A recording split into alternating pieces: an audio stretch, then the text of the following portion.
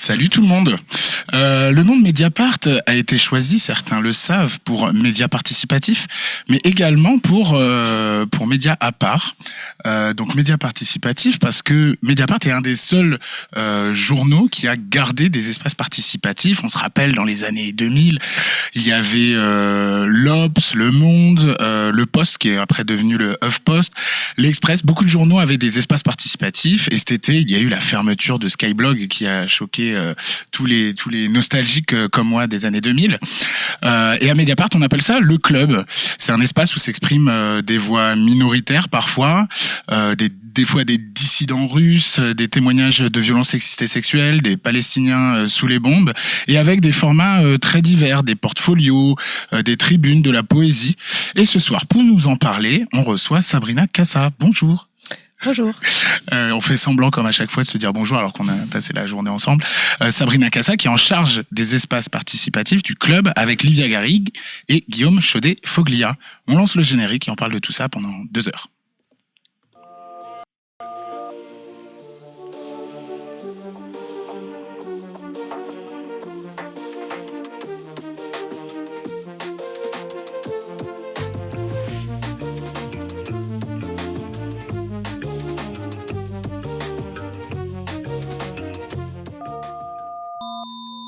Abonnez-vous. Voilà, alors je vais faire mon petit speech de début comme chaque semaine. Pour les gens qui découvrent Abonnez-vous, c'est l'émission Twitch de Mediapart où on invite les salariés de Mediapart pour nous raconter leur métier et leur sujet d'expertise. Et c'est l'émission où vous pouvez poser toutes vos questions. Donc n'hésitez pas à prendre la parole dans le chat si vous nous regardez en direct. Et si vous nous regardez en replay sur YouTube ou sur Mediapart, venez lundi prochain. Cette chaîne n'est pas monétisée, donc Twitch est la propriété d'Amazon et Amazon est la propriété de Jeff Bezos, donc on pense qu'il a bien assez d'argent et qu'on n'a pas besoin de lui en donner plus. C'est pour ça qu'il n'y a pas de sub, donc les pourboires numériques, ni de toute forme de monétisation. Par contre, si vous voulez soutenir cette émission, on le répétera jamais assez, et son nom, c'est pas pour rien que ça s'appelle Abonnez-vous.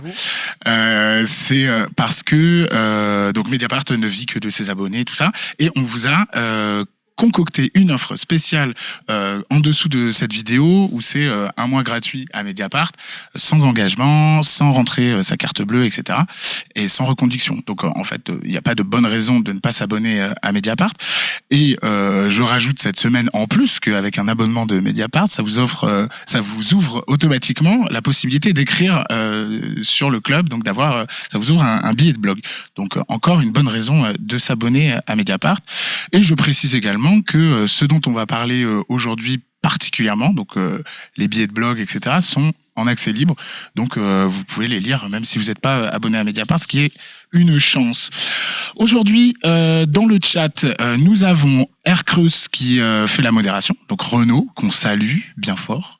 Et donc si vous avez besoin de mettre des liens ou quoi ou qu'est-ce, vous pouvez lui parler directement en message privé. Je crois que ça s'appelle des chuchotements sur Twitch.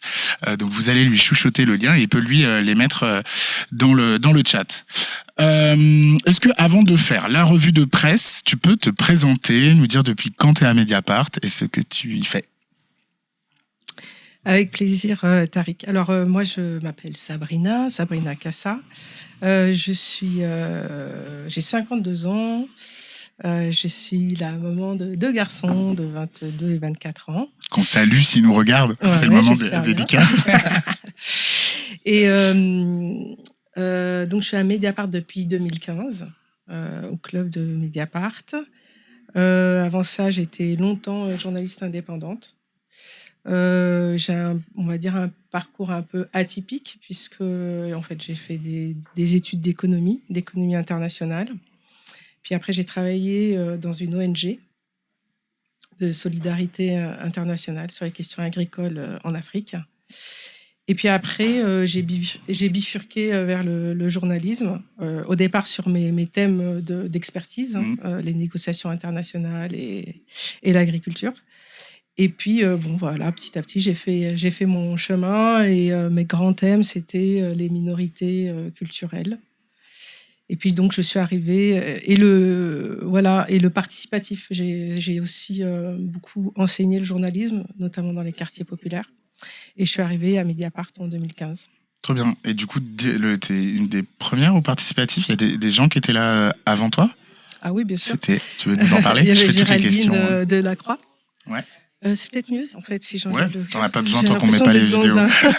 dans un bocal, là. Si, en fait, le participatif existe depuis le début. En fait, l'idée des fondateurs, Edoui, Plenel, François Bonnet, Laurent Mauduit, c'était que à partir du moment où on était sur Internet, le numérique chamboulait le journalisme complètement. Et pas le récepteur, celui qui envoie le message et celui qui le reçoit de l'autre côté. Il y avait un rapport d'égalité dès le départ. Et c'est pour ça que dès le départ, ils ont conçu Mediapart avec un abonnement en fait gratuit pour pouvoir accéder aux articles et en même temps un blog hébergé dans le site, dans le club Mediapart. Donc tous les abonnés de Mediapart ont un blog hébergé chez nous automatiquement. Et donc c'était Géraldine Delacroix qui a animé cet espace seul. Et puis après, ils étaient 2 jusqu'en 2015. Et puis après, donc je suis arrivée à Mediapart. Je travaillais avec un autre journaliste, Bruno Doguet. Et puis en 2019, Livia Garrigue nous a rejoint au club. Et puis en 2020, je crois, Guillaume Chaudet-Folia. Donc aujourd'hui, on est 3 à gérer, Livia, Guillaume et moi, cet espace-là. Trop bien. Je propose qu'on commence par la revue de presse. Donc, qu'y a-t-il dans Mediapart? Et d'ailleurs, on a même un petit jingle. Qu'y a-t-il sur Mediapart? Hop. Et voilà la une du jour. Alors, l'article en tête ce soir, c'est dans la bande de Gaza, suite d'un cauchemar sans fin pour les civils. Alors, cette semaine, on avait donc là, ce week-end, évidemment, de l'actu. Attentat au couteau à Paris, 1 mort et 2 blessés, l'agresseur interpellé, le parquet antiterroriste saisi. La semaine dernière, du coup, on avait des pompiers accusent Aïcha, 13 ans, de simuler ses souffrances. Elle meurt quelques jours plus tard. Donc c'est une enquête vidéo de David Perrotin que je vous invite à aller voir, tout en prévenant que c'est encore des enquêtes pas simples et que ça remue franchement. D'autant plus que donc c'est une enquête c'est une enquête sur une prise en charge défaillante, on va dire. Et c'est pas la première fois que Mediapart sort des enquêtes comme ça, avec le fameux syndrome méditerranéen, où quand ce sont des personnes racisées, souvent il y a un préjugé premier, ou du moins une suspicion de préjugé que la personne simule, en fait trop, etc. Et du coup une prise en charge défaillante. Et c'est à chaque fois qu'il y a des drames comme ça terrible. Et donc voilà, cette enquête, je vous invite vraiment à la voir, ça m'a bouleversé. Moi aussi, elle m'a vraiment touchée. Et puis je trouve que ça mérite d'être dit, c'est que Mediapart sur ces sujets-là est vraiment à la pointe, quoi. Et ce syndrome méditerranéen, moi je connaissais le syndrome nord-africain de Frantz Fanon qui avait révélé ça dans une étude dans les années 50, début des années 50, où en fait c'est vraiment lié c'est les préjugés racistes, quoi, qui viennent. Donc on voit bien là, de la période coloniale où on considère l'autre comme feignant, de mauvaise foi, tricheur. Et en fait, ça a imprégné le milieu médical de manière assez inconsciente. Et on voit que ça a encore des effets dramatiques aujourd'hui. Et je trouve que voilà, l'enquête de David est superbe, quoi. Ouais. Là, on repasse sur plusieurs articles donc sur la situation au Proche-Orient. Donc le premier, c'est avec ses bombes au phosphore blanc, Israël dévaste un village du sud du Liban. Donc dans les villages libanais frontaliers de l'État hébreu, les habitants déplacés profitent de la trêve officieuse entre le Hezbollah et Israël pour évacuer les dégâts des combattants. L'utilisation du phosphore blanc à Daïra est dénoncée pour les dommages sur l'environnement et la santé humaine. Ensuite, crime sexuel du Hamas, derrière les polémiques, la réalité d'une arme de guerre. De plus en plus de témoignages font état de violences sexuelles exercées par le Hamas lors de l'attaque du 7 octobre en Israël. Plusieurs enquêtes sont en cours, mais le débat politique, lui, est déjà très vif en Israël et en France. C'est un article de Lénaïque Bredou et de Rachida El Azouzi. Et c'est assez intéressant de voir à la fin de cet article-là, il y a plusieurs fois cité le club de Mediapart pour une tribune et un billet. Et je pense que c'est intéressant de voir comment justement le club alimente parfois des enquêtes et inversement. Je sais pas si vous en parlez ou on en parlera après. Ouais, en fait, il y a même 2 billets de blog et ce qui est intéressant, c'est de se rendre compte que dans le club, il y a des avis très différents en fait qui s'expriment et nous, on tient à ce que ce soit un espace de débat. Et là, l'article de Léna et Rachida est super parce qu'il contextualise vraiment cette histoire et on comprend mieux aussi les enjeux de ces différentes prises de position. Ouais. Ensuite, alors, nous n'étions plus traités comme des êtres humains. La maltraitance et la torture des prisonniers palestiniens. Pendant les 7 jours de la trêve qui s'est achevée vendredi matin, des prisonniers palestiniens ont été libérés par Israël. Tous décrivent des conditions de détention qui sont encore plus dégradées que d'habitude. Depuis le 7 octobre, au moins 6 Palestiniens sont morts alors qu'ils étaient détenus. Donc, un article de Alice Froussard. Guerre au Proche-Orient, barrer la route aux briseurs de trêve. Donc ça, c'est un parti pris de Joseph Confavreux. La reprise du feu à Gaza n'est pas la simple continuité de la guerre débutée en octobre. Elle fait entrer celle-ci dans une autre dimension. La rupture de la trêve est un opprobre pour Israël, une faillite pour ses alliés et une défaite pour le reste du monde. Donc Joseph qui s'est rendu sur place il y a encore quelques semaines, quelques jours. Donc voilà, c'est très intéressant. Ensuite, autre sujet important du moment, faits divers et extrême droite, une instrumentalisation à la chaîne. Donc ça, c'est Fabien Escolona et Yumnik Kezouf. Donc c'est super intéressant. Et j'ai forcément continué sur l'extrême droite avec Jordan Bardella à Florence, le dédiabolisé retrouve ses démons. Donc Yumnik Kezouf toujours, qui traite de l'extrême droite pour Mediapart. Et ça va avec le parti pris d'Edoui sur le sujet. Le bruit des bottes, le silence des pantoufles. Des bandes d'extrême droite multiplient les actions punitives visant migrants arabes et musulmans. Une violence raciste et islamophobe qui ne suscite pas de réaction politique et médiatique à la hauteur du danger qu'elle incarne. Ensuite, une autre enquête vidéo qui a été faite par Camille Polony.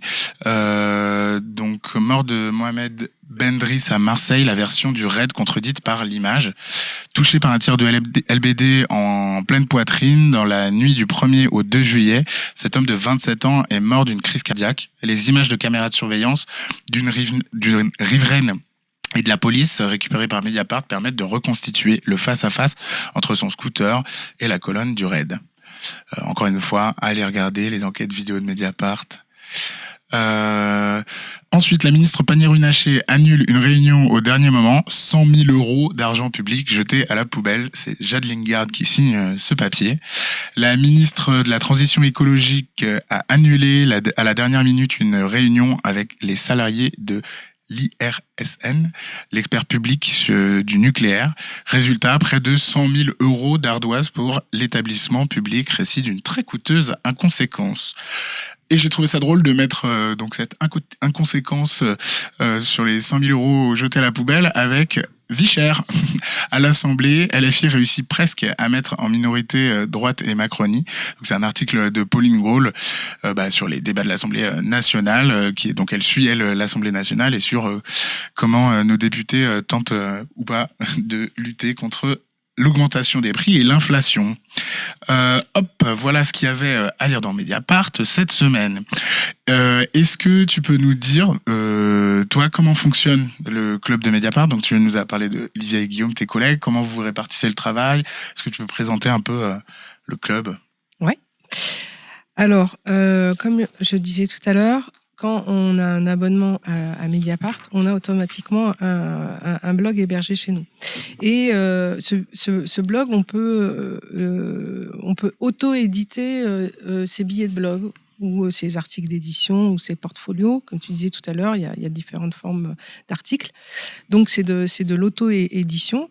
Il y en a à peu près une centaine qui sont publiés par jour.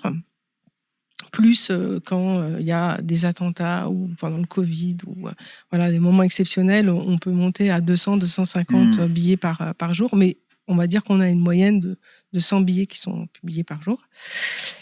Et on reçoit aussi au club les tribunes. Donc nous, on a une règle, c'est qu'on prend en tribune que les textes collectifs et signés. Donc on en reçoit plusieurs, on en sélectionne et puis on les édite. Donc à partir de tout ce contenu, en fait, on lit déjà presque tout et on sélectionne quelques billets qui vont être mis à la une. Donc c'est la colonne bleue qui se trouve sur la droite. Attends, je vais montrer en direct. Voilà. Tant qu'à faire, on peut. Bon, là, quand vous êtes sur la une de Mediapart, il y a donc là la vidéo, donc soit à l'air libre, soit abonnez-vous. Donc cette fois-ci, c'est nous. Et en dessous, quand on scrolle un peu, t'as donc le club, t'as une colonne. Donc ça, c'est des billets que vous avez sélectionnés. Absolument. C'est ça. Et donc ça va jusqu'en bas. Voilà. Et donc, comme tu disais tout à l'heure, les billets ils sont en accès libre. Et donc, on en sélectionne donc, tous les jours. Il y a à peu près 20, 25, ça dépend de la taille de la homepage. Et chaque fois qu'on sélectionne les billets, après, ils partent sur les réseaux sociaux, le Twitter du club. Et parfois, c'est repris par le compte de Twitter de Mediapart et de Facebook. Donc, on a principalement cet espace-là. Après, on a un deuxième espace de valorisation. Donc là, je peux pas le montrer parce que vous voyez pas ma souris, mais donc c'est dans le bandeau gris qui est tout en haut. Il y a écrit une petite flèche avec le club à droite, et quand vous cliquez dessus, on arrive donc sur la une spécifique du club. Et alors là, tous les jours, on fait une sélection à partir d'un thème. Donc là, aujourd'hui, Guillaume a fait une une sur l'éloge du témoignage, parce que comme je disais, il y a toutes sortes de billets, il y a de l'expertise, on a beaucoup d'experts, on a des gens qui analysent la politique, il y a beaucoup d'ONG, de collectifs, enfin voilà, il y a vraiment une grande diversité de contenus. Mais c'est vrai que pour nous, un peu la crème de la crème, c'est le témoignage à la première personne, qui va être singulier, qui va être sensible. Et donc là, Guillaume a fait voilà, en mettant. Donc on met les billets les plus récents, mais on peut aussi utiliser des archives pour faire cette une thématique. Trop bien. Là, j'ai déjà quelques petites questions. On va y revenir un peu après, mais là, il y en a une qui va directement sur ce qu'on disait. Comment est choisie la thématique du jour que nous pouvons retrouver à la une du club au cours d'une réunion quotidienne entre les personnes de Mediapart gérant le club ? Oui, alors ça dépend des jours. Alors souvent, on va s'appuyer sur les billets forts du jour. Si on a 2-3 billets sur le même thème, bon, ben ça va venir de source. On va choisir ça comme thématique du jour. Alors parfois, ça colle l'actu, on va dire médiatique, et parfois pas du tout. Et donc, c'est vraiment l'actu du club. Alors, on a un roulement donc, à 3.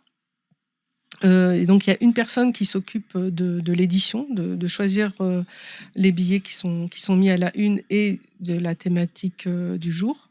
Pendant ce temps-là, il y a une deuxième personne qui, elle, va vraiment s'occuper d'édition, donc qui va sélectionner les tribunes, qui va les éditer, qui va répondre. Quand tu dis les éditer, c'est les mettre en forme, c'est mettre les photos, c'est quoi ? Ouais, c'est ça. Parfois, c'est revoir le titre, faire le chapeau, mettre des liens dans l'article et s'occuper de la liste des signataires. Parfois, c'est ça qui est le plus long, en fait. Parce qu'on a des signataires. Tableau Excel rempli de noms. Voilà, c'est ça. Avec 200 signataires. Et puis, bon, voilà, on a des codes comme ça. On met le prénom, le nom, la fonction, tout ça. Donc, parfois, ça arrive un petit peu en pagaille. Donc, voilà. Et donc, oui, et puis accompagner les blogueurs et les blogueuses qui parfois ont besoin de conseils ou techniques ou éditoriales aussi. Donc la deuxième personne fait ça. Et la troisième personne, et la deuxième personne aussi s'occupe des alertes sur les billets. De la modération. Donc la modération, parce que tous les billets sont en accès libre et on a un œil plus ou moins sur tout ce qui se produit, mais pas complètement non plus. Donc il y a un bouton alerté, correspond à signaler dans les plateformes généralement, où tout le monde, abonné et pas abonné, peuvent nous écrire en nous disant bon, on considère que ce billet-là est craint, il est hors charte, il est raciste, il est diffamatoire, il est X, il est Y. Et après, nous, on regarde et on voit si on dépublie. Donc voilà, la deuxième personne qui s'occupe de l'édition des tribunes et de l'accompagnement fait aussi la modération. Et pendant ce temps-là, la troisième personne au cinéma. Non, je rigole. La troisième personne, soit elle est en récup, oui. Donc elle peut Elle être peut au cinéma, à la ce qui est piscine. très bien. Le droit à la paresse. Absolument. Et la Mais c'est culture. surtout que comme en fait on assure le service 7 jours sur 7 et 365 jours sur 365, la personne qui est de permanence le week-end, eh bien elle va prendre une pré-récup au milieu de semaine avant son week-end et une journée de récup en milieu de semaine d'après. Donc voilà, donc il y a des trous comme ça dans l'équipe. Et puis on fait aussi quand on peut des chroniques pour raconter ce qui se passe dans le club. Donc on appelle ça l'hebdo du club ou des interviews de nos contributeurs ou d'autres choses comme éditer des e-books. Enfin bon, voilà, on a toutes sortes d'activités à côté du club aussi. Livia est DP, Guillaume s'occupe de la sélection des vidéos. Donc voilà, on a plein d'autres choses aussi à faire. Donc voilà. Et toi, t'es au SNJ. Et moi, je suis aussi à la SDJ. À la SDJ, pardon, ouais. La Société des journalistes. Donc voilà, de temps en temps aussi, il y a des activités de ce côté-là. Trop bien. Tu parlais un peu de la modération tout à l'heure. Il y a donc Landerneau66 qui dit par le passé, Edoui Plenel lui-même nous avait déjà informé avoir bloqué le droit aux commentaires de 2 abonnés dont le comportement inacceptable avait fait fuir d'autres abonnés. Certains abonnés ayant encore aujourd'hui l'air de venir régler leur compte ou en tout cas échanger sèchement dans les commentaires d'articles. Quelle est la politique actuelle de Mediapart sur la modération a posteriori de ces comportements? Alors, moi, c'est sur les commentaires. Vous le faites aussi pour les billets. On a une charte commune, parce que là, on représente à nous deux le participatif avec Anna. D'ailleurs, j'y pense, je viens d'y penser, j'ai oublié. Si Anna ou Renaud nous regardent, j'ai oublié de mettre cette émission Twitch dans l'article qui est en une. Donc, si vous voulez le faire, vous pouvez. Je suis désolé, j'ai complètement oublié. C'est pas très grave, on le faisait pas avant, mais voilà. Et donc on a la charte de participation qui est donc là, vous pouvez la voir en haut de la barre bleue cette fois-ci. Il y a la charte qu'on a éditée ensemble. C'était un gros travail justement pour la remettre en ligne avec le manifeste qui a été écrit par Edoui Plenel, donc du participatif, qui sont un peu les grandes lignes. Ne fais pas à autrui ce que tu ne veux pas qu'il te soit fait. Plusieurs valeurs qu'on a posées, le respect, l'inclusion, la transparence et la liberté d'expression. Et ensuite, il y a tous les motifs de dépublication. Alors nous, pour les commentaires, ça c'est très très utile parce que voilà, c'est comme ça que on justifie le fait que le racisme n'est pas bienvenu dans les commentaires, par exemple, etc. Et donc pour les billets de blog, c'est la même chose. Il y a le même système d'alerte. Et ensuite, nous on regarde les commentaires, vous regardez les billets.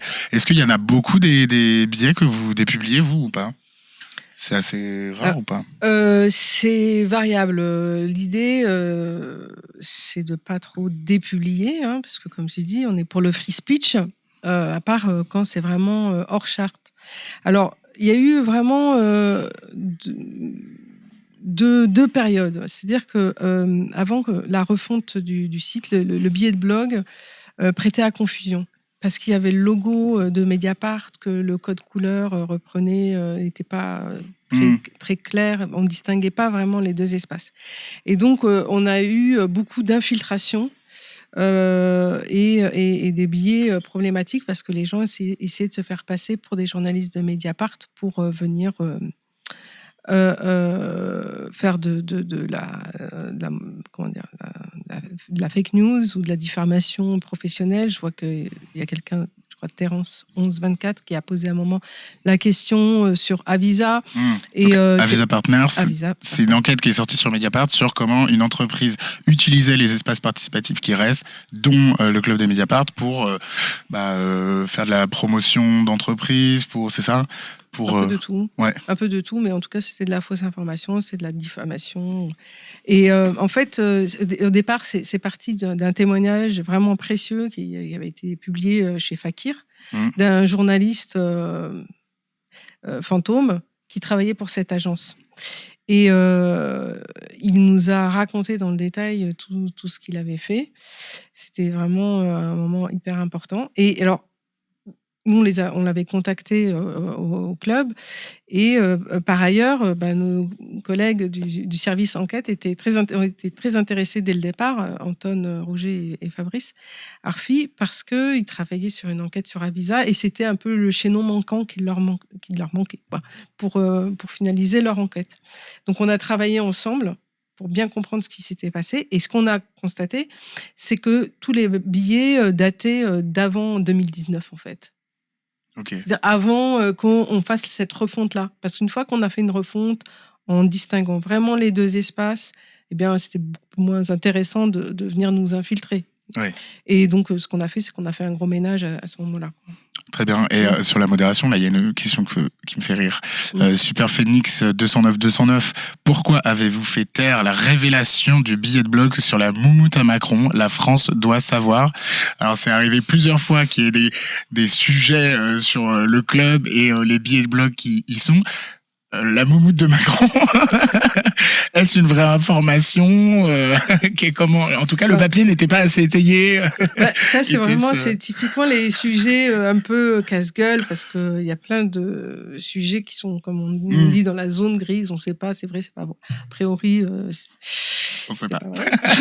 Mais notre idée, c'est pour ça que je disais, a priori, nous, on dépublie le moins possible. Il faut vraiment que ça soit hors charte. Quand c'est en zone grise, c'est un peu bizarre, un peu invérifiable, on laisse passer. Ouais, c'est un peu pareil dans la modération des commentaires. C'est aussi une modération que a posteriori, c'est-à-dire que tout le monde, on ne vérifie pas à l'avance ce qui va être écrit et on n'a pas de moyen de vérifier à l'avance. On laisse le free speech, les gens s'expriment et s'il y a un problème, par contre là, si la personne n'a pas respecté son engagement de respecter la charte de participation, on peut dépublier le commentaire. Et il y avait la question là sur Edoui Plenel, machin, c'est aussi on peut supprimer le billet de blog, et si ça se fait plusieurs fois, s'il y a un détournement visible ou grave des espaces participatifs, là on peut couper donc les droits participatifs. Ça arrive assez rarement, faut le dire, mais ça arrive quand même, notamment sur les commentaires en fait, où les personnes soit s'énerve, ça peut être à un certain moment donné, voilà. Une semaine, un mois, 6 mois. Oui. On essaye de pas faire les flics, donc parfois il y a aussi des malentendus, donc c'est vrai que c'est un peu quand il y a des bannissements, ils sont progressifs, quoi. On n'enlève pas. Je vois qu'il y a une autre question sur les e-books. Je vois que. Ouais. Il y en a qui suivent bien. Il y en a un qui suit bien. On a eu des super retours. Donc, il y a eu Raconte un premier, déjà, le premier livre sur les libertés académiques. En fait, c'est parti d'un colloque en ligne qui a été diffusé sur le blog de Éric Fassin et Caroline Ibos, et que je connais bien. Et donc, on a discuté. Et on s'est dit, ce serait super de transformer ce colloque en acte, en fait. Donc, on s'est mis d'accord pour que toutes les personnes qui intervenaient dans le colloque écrivent 10 000 signes sur leur intervention. Et à partir de là, je les ai édités dans un e-book qui est gratuit, qui est toujours accessible sur le site, parce qu'il n'était pas question de faire d'un contenu gratuit un contenu payant. Renaud l'a mis dans le chat pour les gens qui nous regardent en direct. Vous pouvez cliquer sur le lien et le garder pour aller le lire juste après l'émission. Voilà. Alors, vous voyez, il est hébergé dans le blog d'Edoui. Et le titre, la défense et illustration des libertés académiques. Bon, le titre est un peu universitaire, mais c'est vraiment hyper intéressant. C'est des super et on a vraiment, à part le titre qui est un peu obscur, sinon les textes, c'était un peu une règle, quoi, d'être un peu grand public. Et il a vachement bien circulé. Il a donné lieu après. Il y a deux podcasteuses qui nous ont contactés, et on a fait un abécédaire à partir de l'e-book. Donc ça a été l'année d'après, et donc c'est décliné. C'est sur le blog c'est hébergé dans un blog, l'ABCDR des libertés académiques. Donc ça, c'était vraiment très sympa. Et puis le deuxième sur la bifurcation. Alors ça, c'était après l'appel. Ah oui, et donc dans les conséquences aussi, récemment, on nous a demandé une traduction. Il y a une université américaine qui va traduire l'e-book pour le diffuser. Trop chouette, vous l'aurez appris ici, en premier. Quelle fierté, trop bien. Ouais, c'est chouette. Non, mais c'est vrai qu'il est vraiment intéressant. Et sur la bifurcation, c'était après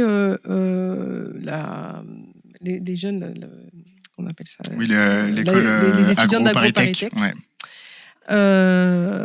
On a fait 2 appels à témoignages, un sur Instagram et un sur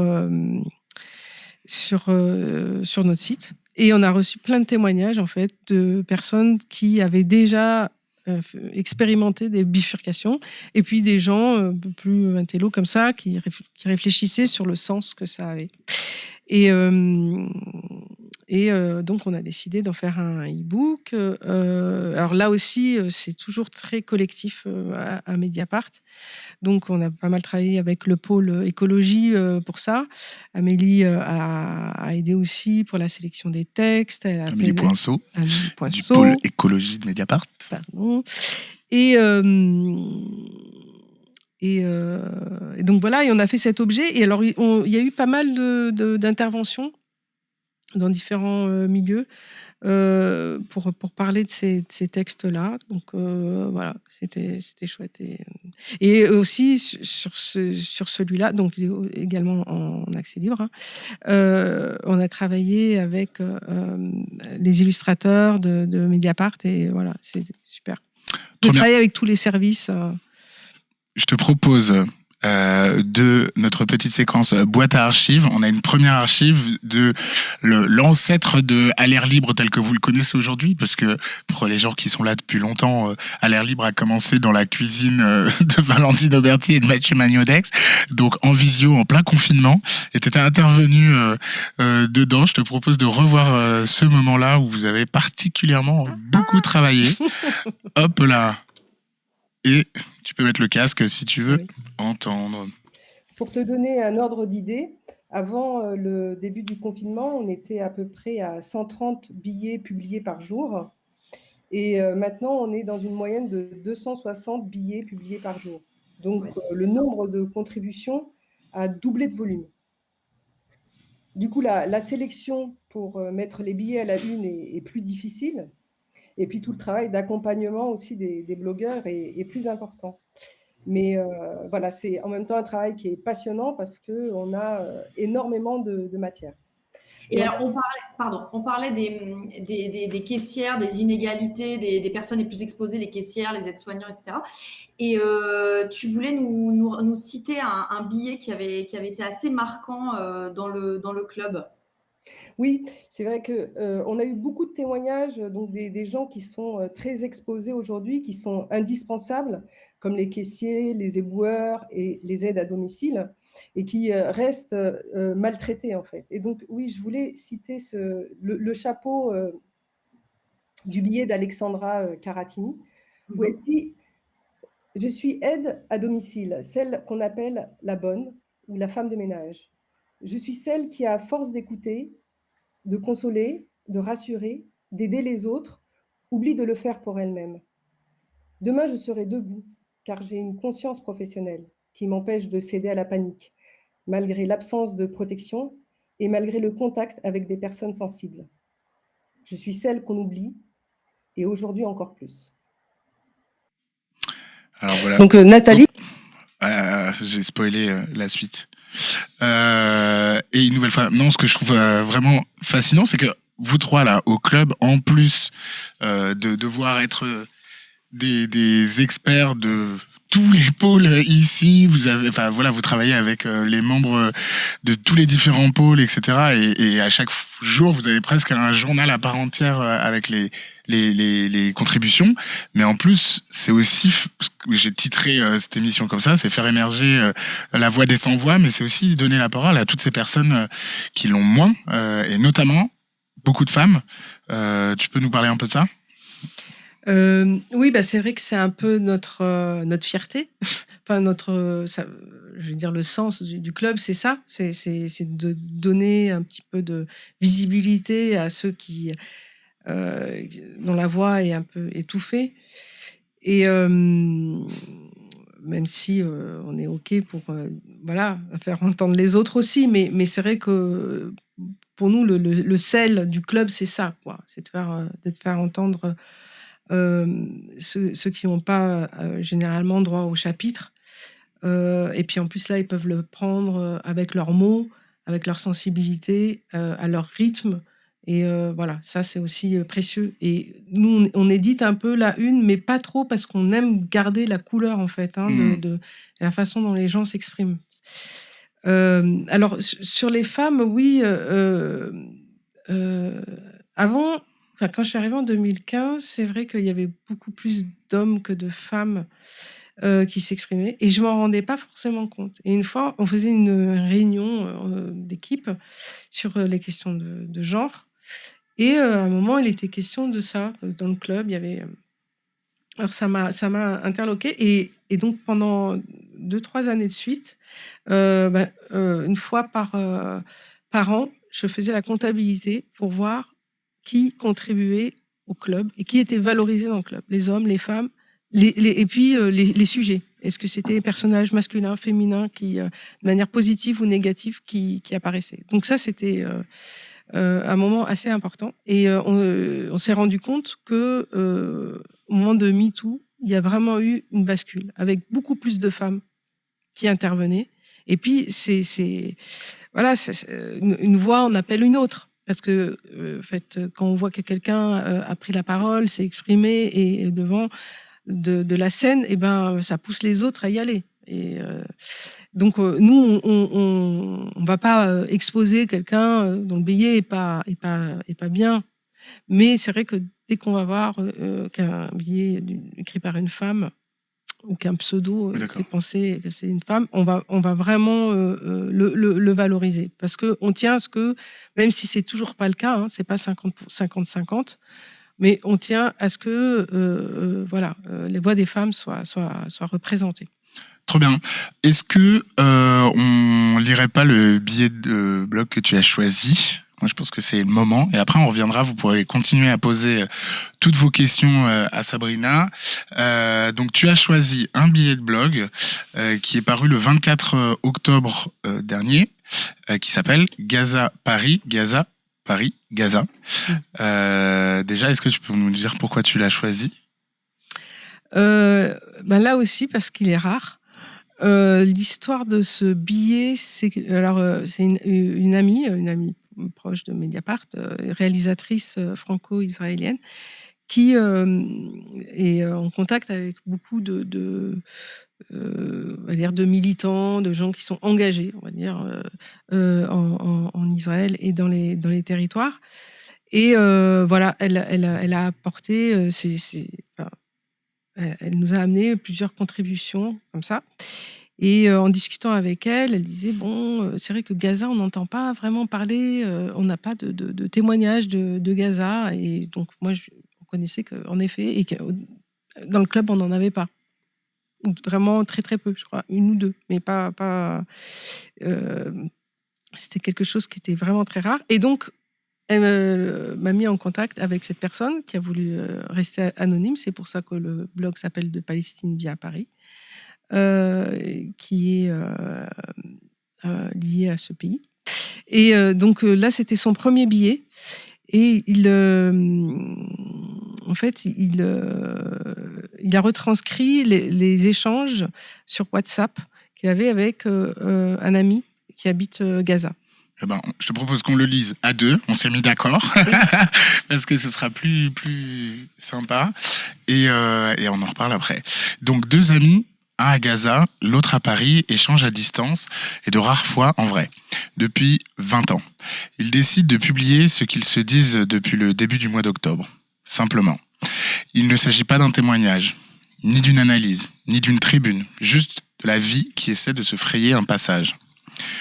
Nous nous sommes rencontrés il y a maintenant 20 ans dans le cadre d'un projet de solidarité avec la résistance éducative du peuple palestinien. Il s'agissait de faire de l'animation et de la formation à l'animation scientifique. Depuis, la vie s'est déroulée, transformant cette rencontre en amitié et en partage à distance, mais aussi de rares fois en vrai, en Palestine ou en France, de nos vies quotidiennes faites de naissances, de projets, de louvoiements avec la situation pour s'envoyer des choses, mais aussi de massacres précédents perpétrés par l'armée israélienne, comme celui de 2014, dont l'ampleur faisait jusqu'à aujourd'hui référence. L'échange ici présenté assure notre anonymat, ce qui explique aussi l'absence de photos. Il y a de nombreuses raisons à cela.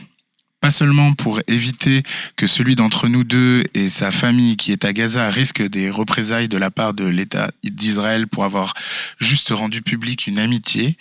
Une autre raison, par exemple, est pourquoi, alors que nous savons l'horreur, nous avons besoin que les personnes qui la subissent viennent en témoigner. Quelques jours avant. Tu fais Gaza ? Oui. Gaza.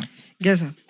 L'ami, j'ai besoin que tu m'envoies par la personne qui vient voir sa famille à Gaza des médicaments pour l'asthme de mon fils, du collyre pour mes yeux et des graines pour un potager. Samedi 7 octobre, Paris, 9h43. Comment allez-vous ? Gaza, 9h44. Tout le monde a peur et on ne comprend rien. Paris, 19h58. Ça bombarde pas trop près chez vous ? Chez vous ? 19h58. Si, avec les hélicoptères surtout. Paris, 22h57. Have you enough internet? Gaza, 23h54. J'ai besoin de crédit Jawal. Jawal, c'est l'opérateur palestinien. Paris, 23h57. Pourquoi je t'ai écrit en anglais? Ok, on cherche quelqu'un en Palestine pour le faire. Dimanche 8 octobre, Gaza. Hier, avec mes frères et mon fils, nous avons passé la nuit à la maison. Maman, nos épouses et les filles ont évacué. Aujourd'hui, ils ont bombardé des bâtiments de quelques membres de la grande famille et l'armée a prévenu les habitants de chez nous d'évacuer vers Khan Younis. Paris, what are you going to do? Gaza. Nothing. Just waiting our destiny. Paris, je suis complètement confus, je mélange les langues. Mon ami, ta destinée est de planter ta nouvelle terre et notre cœur veut l'arroser avec toi, avec vous. Lundi 9 octobre, Gaza. Merci à ton ami pour le crédit au Jawal. Depuis hier, on s'est installé dans la maison de mes grands-parents, du côté de maman, plus loin de la frontière. On est une centaine. Je suis allée chez nous avec d'autres pour récupérer des matelas, du pain et d'autres aliments. Gaza, mardi 10 octobre. Tu sais, mon proche que tu as rencontré et qui a une autorisation pour travailler en 48 a réussi à aller en Cisjordanie. C'est préférable, mais nous restons très inquiets vu le déchaînement de violence des colons et de l'armée là-bas. Alors 48, c'est le nom qu'ils donnent là-bas à Israël. Oui, Paris, c'est moi. Je me suis inversé, non, c'est ça? Oui. Allez, c'est pas grave. Paris, je me demandais justement où il était. Comment vont tes petits? Gaza. Elles ne vont pas bien. Mercredi 11 octobre, Gaza. Photo de sa maison détruite. Un squelette de béton laissant voir la dévastation du mobilier et des affaires à l'intérieur, avec des escaliers s'ouvrant sur le vide. Paris, quelle horreur, mon ami. Mon frère, nous reconstruiserons avec toi. Paris. Essayons-nous de faire un échange entre vos enfants et des enfants de familles palestiniennes d'ici pour qu'ils puissent écrire, dessiner, dire entre eux et elles ce qu'ils vivent, ce qu'ils et elles vivent. Gaza. Je vais voir, mais c'est pas garanti. Nous sommes trop nombreux. Et la peur. Pour moi, c'est encore trop tôt. Paris. Oui, je te crois, bien sûr. C'est toi qui sais. Gaza. Je viens juste d'annoncer la destruction de la maison à maman et à tout le monde. Elle pleure, surtout ma fille de 4 ans. Elle m'a brisé le cœur et j'ai pas pu. Mes larmes. Jeudi 12 octobre, Paris. Ton proche en Cisjordanie vient de nous dire qu'il a eu des nouvelles de vous. Ouf. Bien que je sais l'absence d'électricité, j'étais inquiet de ne pas avoir des nouvelles. Et il nous a dit, pour lui, ça va. Gaza. Vendredi 13 octobre. Gaza. Les photos, les vidéos que je t'ai envoyées de notre maison, c'est mon neveu. J'ai essayé d'y aller, mais j'ai dû retourner à cause des bombardements. C'est le souffle des explosions, mais aussi des impacts directs de missiles qui ont causé la destruction. Toute la ville est complètement vide, plein d'enfants et de femmes, de civils sous les décombres, des centaines. J'ai acheté de l'alcool septique et du coton pour me laver le corps. Pour boire, on fait ce qu'on peut. Je souffre de crampes. Avec son diplôme d'infirmier, mon fils a été convoqué à l'hôpital de Khan Younis. Il a choisi les urgences. Le problème, c'est que les banques sont fermées et il n'y a pas d'argent. Dans les distributeurs, et c'est sur le point d'être grave côté argent. Il nous faut de l'eau avec des pompes, de la nourriture. Et il n'y a vraiment pas d'aide humanitaire. Il n'y a rien, ni Croix-Rouge, ni rien. Rien. On est seuls. Avec des espèces, nous pourrions acheter dans les petits magasins. Les grands magasins sont fermés. J'ai essayé d'aller à Khan Younis, voir s'il y a de la place dans une école. Mais j'ai dû rebousser à cause des bombardements. Et les places sont pour les gens qui commencent à arriver du nord. Je le jure, 51 jours d'attaque de 2014, c'est juste 1% de ce qui s'est passé déjà pendant 6 jours. Ça sent la poudre partout. Dimanche 15 octobre, Paris. Ton autre proche qui travaillait à Tel Aviv et dont tu es sans nouvelles est peut-être interné avec les autres travailleurs de Gaza en 48. Gaza. C'est ce qu'on se dit. Son téléphone est éteint. Gaza. Que disent les informations de vos côtés? Il y aura une invasion terrestre? Paris. On cherche et on te dit, voilà le numéro du mandat qu'on t'a envoyé. Du côté d'Al Jazeera, cela semble imminent. Lundi 16 octobre. Gaza. J'ai trouvé une queue d'une centaine de personnes. Je n'ai pas récupéré l'argent. Paris. Aujourd'hui, les informations donnent l'impression que beaucoup est fait pour éviter l'invasion terrestre. J'espère que ce n'est pas de la manipulation. Gaza. T'es optimiste? Je l'espère aussi. Paris. Non, c'est juste que les informations que je lis me donnent cette impression. Par contre, je me dis qu'il est possible que les pays qui soutiennent Israël ne sont pas en mesure d'assumer les conséquences d'une invasion. Mais effectivement, c'est aussi par peur pour vous que je pense cela. Paris. Ici, beaucoup de gens pensent à toi, à vous. Gaza. Embrasse-les et passe-leur notre grand bonjour. Mardi 17 octobre. Gaza. Argent récupéré, 4 heures de queue. Merci. Gaza. Ce n'est pas l'humanitaire que nous voulons, mais un cessez-le-feu. Les gens ne comprennent pas ce que nous subissons depuis toujours. Paris. Je suis d'accord avec toi. C'est un problème que cette solidarité ne soit pas politique. C'est cela qu'il nous faut essayer de transformer. Gaza. Mon fils ne nous dit rien de ce qu'il voit à l'hôpital, mais nous savons. Mercredi 18 octobre. Paris. Es-tu là? Gaza. Oui. Jeudi 19 octobre. Paris. Une journaliste veut donner la parole à des gens de Gaza. Gaza. Je n'ai pas la tête à une interview. Paris. Cela peut être la publication de nos échanges? Gaza. Ok, à toi de voir. Paris, 20h09. La manifestation vient d'être autorisée. Gaza. Bien. Paris, en famille. Il a fallu que l'hôpital de Gaza explose pour que nous soyons autorisés à manifester. Je me mets à la mise en forme de mes échanges avec l'ami. S'il le veut, alors oui, fais-le malgré les biais de perception des situations qui génèrent ici la lecture des paroles et de ceux et celles qui subissent l'horreur. Lundi 23 octobre, Gaza et sa famille ont dû fuir leur maison, refuge. Les bombardements s'en rapprochent trop. Ils et elles sont partis se réfugier dans une école sans certitude quant à la protection que cela représente et toujours à la recherche d'informations qui leur permettraient d'anticiper autant que possible les détails de l'invasion terrestre annoncée. Oui. C'est d'autant plus dur de lire ces billets. Et ce qui est aussi intéressant, c'est aussi le format qui change des billets, enfin des articles qui parfois sont froids, même par rapport à des situations très complexes. Du coup, comment il est arrivé à nous? Tu l'as un peu raconté, mais est-ce que tu veux nous en dire un peu plus là-dessus ou... Je peux pas vraiment dire plus. En forcément. tout cas, de Palestine via Paris, il a proposé aussi d'autres choses hyper intéressantes. Donc, il y avait cet échange de SMS. Il a aussi, parce que il y a beaucoup de audio. Les gens s'envoient des audios parce que comme Gaza n'a pas Internet tout le temps, En fait, les gens reçoivent les audios, donc ils peuvent avoir un message un peu long, et puis ils envoient l'audio quand ils ont Internet. Donc, il en a diffusé un dans son blog, qui est hyper intéressant, avec un autre Gazaoui. Et voilà, c'est vrai que c'est assez précieux, ce type de témoignage. Et voilà, comme tu disais, à la différence d'un article, la forme, elle peut être un peu plus, singulière, un peu plus personnelle, un peu plus sensible. On n'est pas obligé de faire comme les journalistes, quoi. Complètement. Ouais.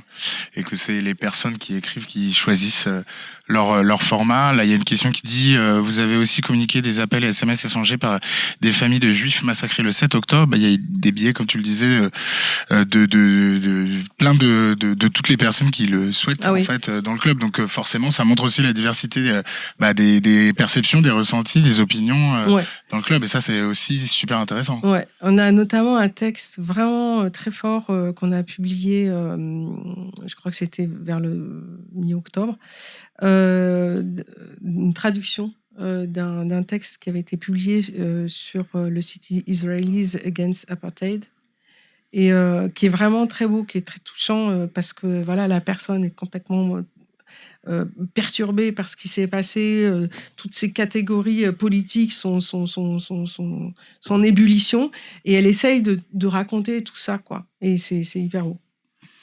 Ah bah voilà, dans le chat, il y a Thomas Rock qui dit « J'ai eu l'impression d'entendre mes propres échanges avec mes amis palestiniens ». C'est ce qu'on entend aussi, et c'est aussi le rôle du club de Mediapart de donner... Et aussi sur les massacres du 7 octobre. Tout à l'heure, tu parlais de l'article de Léna Bredou et Rachida El Azouzi sur les viols.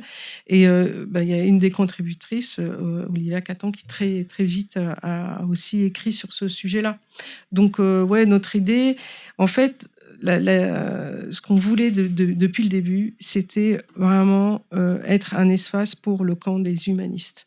Et on fait, on n'était pas là pour dire, pour juger qui était plus victime que l'autre. Le 7 octobre, il y a un massacre horrible. Les gens racontent ça, et ils ont cet espace. Après, il y a des bombardements massifs sur Gaza. Les gens racontent ça, et ils ont aussi tout l'espace. Voilà. Laisser la parole à ça, et laisser aussi, on le voit, tous les collectifs qui soient dans les manifestations contre l'antisémitisme, dans les manifestations pour Gaza, etc. Ce qui est assez intéressant, c'est de voir que tous ces différents collectifs, tous les gens qui veulent poser des idées aussi politiques et pas seulement du témoignage, sont aussi dans le club. Et c'est ça la richesse de ce club, c'est la diversité de ce qui est dit et de comment c'est dit, quoi. Donc c'est assez chouette. Et donc tu racontais donc de fait, quand il y a des grands moments, là c'est ce qui se passe au Proche-Orient, mais avant on a vu l'extrait au moment du Covid. Il y a un autre grand moment l'année dernière où vous avez beaucoup travaillé, c'est pendant toute la période des retraites, et c'est là que je mets mon deuxième extrait que j'ai spoilé tout à l'heure, qui est donc un extrait de l'intervention de Sabrina dans l'émission spéciale sur les retraites. Avec Livia, exactement. Hop, et c'est parti, tu peux remettre le casque. Donc Nathalie, par exemple, 59 ans, éducatrice spécialisée en foyer de l'enfance. Alors elle est complètement épuisée par des années de permanence nocturne, et elle a fait un burn-out en 2017 qui a fait qu'elle est complètement HS psychiquement, mais aussi son corps qui lâche. Et elle dit, je cite, « Je vis très mal ce recul de l'âge de la retraite qui se traduirait pour moi par 9 mois de travail supplémentaire. J'ai le sentiment d'avoir fait une course d'endurance, et alors que j'approchais du but, on m'a repoussé une première fois la ligne d'arrivée de 2 ans. Et maintenant, on veut me la repousser de 9 mois. C'est usant et psychologiquement insupportable dans le contexte actuel. » Une autre voix, Brigitte, assistante de direction de 62 ans, elle aussi parle du travail qui rend malade et de la maltraitance insidieuse qui affecte les seniors. Elle raconte, à la suite d'un déménagement, je me suis retrouvée dans une région où les salaires étaient inférieurs à la moyenne nationale. Âgée de 54 ans à l'époque, on m'a considérée comme une vieille inutile et surtout trop chère. J'ai dû accepter des jobs hyper mal payés et bien en dessous de mes compétences. Humiliée, mise à l'écart par des gens apeurés par mon parcours professionnel, on a cherché à me nuire, à m'évincer. J'en suis tombée malade. Et aujourd'hui, je suis soignée pour un cancer. Alors la retraite à 64 ans, je rigole. Bon, je ne vais pas tous vous les lire. Dans le florilège, il y en avait 12, mais je vous dis, on en a reçu au moins 60 de ce tonneau-là.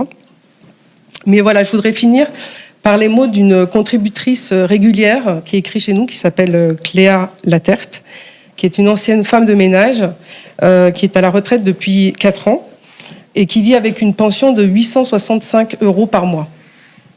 Alors, on l'avait invitée à venir, mais elle n'a pas pu venir. Donc, elle nous a dit « Je vous remercie pour votre invitation. Je ne vis pas à Paris, mais dans les Hauts-de-France, dans le Nord. Vous avez bien raison de parler de la réforme des retraites. Cette réforme qui fera des ravages parmi les femmes, celles qui exercent des métiers de première ligne, peu rémunérés, en contrat court, ces femmes qui enfantent, qui s'occupent de l'éducation des enfants, s'occupent du ménage, préparent les repas et ensuite vont travailler. Je ne connais pas d'hommes qui pourraient en faire autant. À 64 ans, les femmes qui vivent avec peu de moyens sont usées. Et malheureusement, elles iront grossir les rangs des Restos du Cœur et des autres associations, comme je l'ai fait dès le début de ma retraite. Voilà, je m'arrête là pour les témoignages et je laisse la parole à Livia. Hop, et si vous voulez aller voir la suite de cette émission, elle est évidemment encore en accès libre.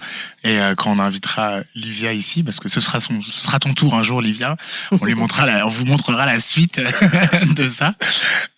Donc, Edoui raconte souvent le club, c'est pas un club select où on rentre par copinage, etc. Au contraire, c'est un peu comme les clubs révolutionnaires. Alors à chaque fois, c'est l'exemple qu'il donne. Et c'est aussi justement pour donner... je monte derrière parce que ça se passait juste là. Elle était juste là quand elle fait cette interview. C'est aussi un endroit où à la fois il y a ces témoignages, mais il y a aussi cet aspect un peu où les gens se connaissent un peu. On le voit des fois, il y a ceux qui reviennent dans les commentaires, ça débat un peu entre eux. Est-ce que tu as quelque chose à dire de ce club de Mediapart? Vous les connaissez, les abonnés? Vous avez des liens avec eux? Tu disais que tu travaillais avec eux sur l'édition, etc. Oui, on a beaucoup de contributeurs et puis il y a un renouvellement quasi permanent en fait. Donc il y a les gens qui sont là pendant plusieurs années, les historiques.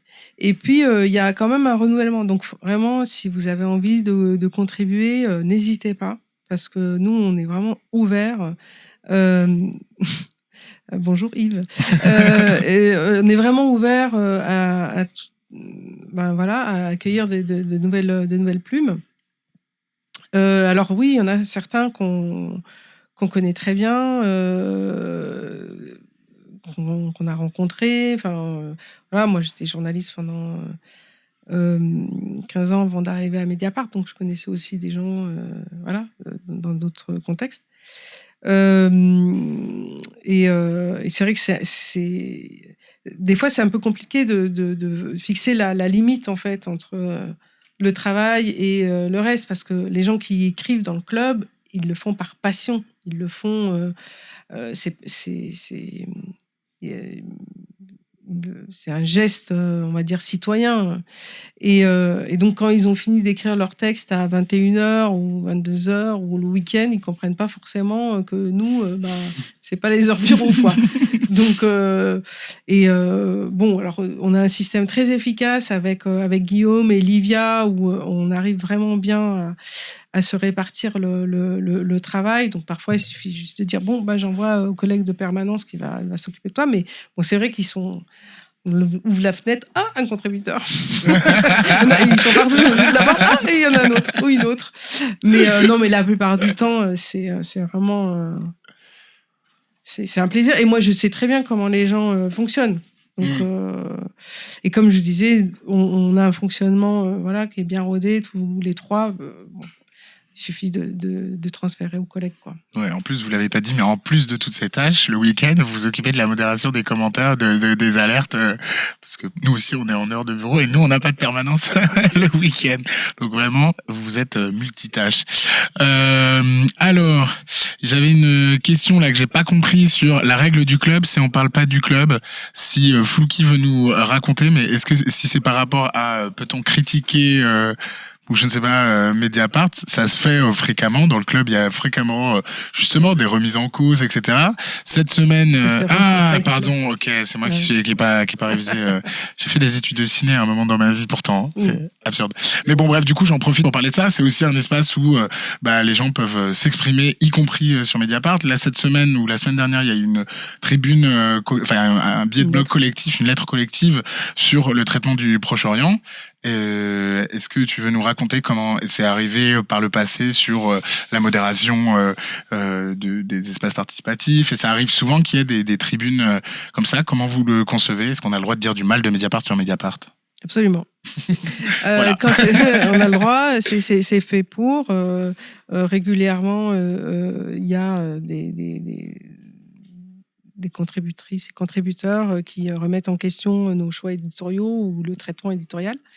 Et là, celui-là, en effet, c'est un texte collectif qui est très important, qui est très bien écrit, où il y a des critiques et aussi des incompréhensions par rapport au traitement que Mediapart a eu depuis 2 mois sur cette situation. Et jeudi prochain, donc dans 3 jours, il y a une émission à l'air libre et où on va parler de ça, du traitement éditorial, des questions que se posent nos lectrices et nos lecteurs. Donc oui, on prend en compte les critiques. Hein. On ne les met pas à la poubelle. Pour nous, c'est aussi important. À partir du moment où c'est construit, c'est normal. Comme dit Stéphane Aliès, on est à portée de claque. Voilà. C'est une expression qu'on aime bien, donc on accepte. Même si, comme tout le monde, on n'est pas maso, on n'aime pas les claques. Hein, mais ça fait partie du jeu d'être critiqué. Ouais. Et du coup, l'émission de jeudi, c'est en 2 parties. C'est une émission un peu spéciale. Alors, au début, je pense que il y a des invités extérieurs. Enfin, j'ai pas encore vu exactement le programme, mais des chercheurs, des chercheuses, des gens qui parlent de la situation là-bas. Et la deuxième partie, c'est donc avec, il me semble qu'il y a Léneg Bredou et Edoui Plenel. J'ai pas le programme complet, mais voilà, qui vont parler du traitement de Mediapart et c'est ce qu'on avait aussi fait un peu avec l'émission il y a quelque temps avec François Bougon justement, et c'est aussi le but de ce rendez-vous Twitch chaque semaine, c'est de pouvoir aussi prendre le pouls de qu'est-ce qui se dit et que pensent nos lecteurs et nos abonnés et lectrices. Et tout à l'heure j'y pensais, je me le suis noté, Mortaza Beboudi, quand il est que vous connaissez si vous nous suivez, qui était journaliste fixeur, qui a travaillé pour Mediapart, qui a été enfermé par les talibans pendant longtemps, et qui racontait que quand il est arrivé en France et quand il a commencé sur le club de Mediapart, c'était assez émouvant quand il nous racontait ça, son parcours. Mais voilà, le blogging, j'en parlais au tout début, dans les années 2000, avant les réseaux sociaux, c'est quand même très très répandu. Aujourd'hui, on voit que tous les journaux les ferment, etc. Et pourtant, ça a été aussi un endroit, il y a des grandes affaires qui sont sorties sur des billets de blog, l'affaire Lebowski aux États-Unis, beaucoup de témoignages MeToo, etc. Bon, dans la presse, visiblement, les blogs n'ont plus la cote. À Mediapart, si. Pourquoi, en fait? En fait, c'est un choix. Le problème, c'est que, c'est vrai qu'à un moment, c'était à la mode, donc tout le monde ouvrait des fils de commentaires, des espaces de blog. Et ils pensaient que c'était un contenu, on va dire, gratuit qui arrivait et un peu magique, quoi, qui avait rien à gérer. Non, il y a la partie lumineuse, on a essayé de le montrer là, mais c'est vrai qu'il y a toute une partie qui est très compliquée avec ces espaces ouverts. Et donc il faut, c'est un jardin, il faut l'entretenir, faut jardiner, faut trouver de nouveaux outils pour le gérer. Il faut mettre surtout de l'énergie humaine en fait. On peut pas gérer des espaces participatifs en mettant une personne ou 2, parce que 1, elle va pas bien travailler, et puis 2, elle va péter un plomb assez rapidement. 3, c'est... Voilà. 3, ça va. Non, mais voilà, en 2015, on était 2 à Mediapart, et on avait les commentaires et les billets de blog. Et puis après, on a été il y a eu 2 personnes à la modération des commentaires. Et puis après, il y a eu des personnes sur les réseaux sociaux qui s'occupaient des billets de blog. Enfin, voilà, on a constitué une équipe de plus en plus importante qu'on appelle le groupe communauté chez nous, et on se coordonne. On a aussi fait évoluer nos outils. Donc, il y a eu aussi un gros investissement du côté de Mediapart au niveau des outils. Et c'est ça qui fait que c'est un espace qui est viable. Voilà, où en fait on peut encore mettre en valeur le contenu intéressant. Si les groupes n'investissent pas ni dans la modération, ni dans les outils, ni sur les personnes qui peuvent s'en occuper, c'est sûr ça devient très vite le foutoir. Voilà.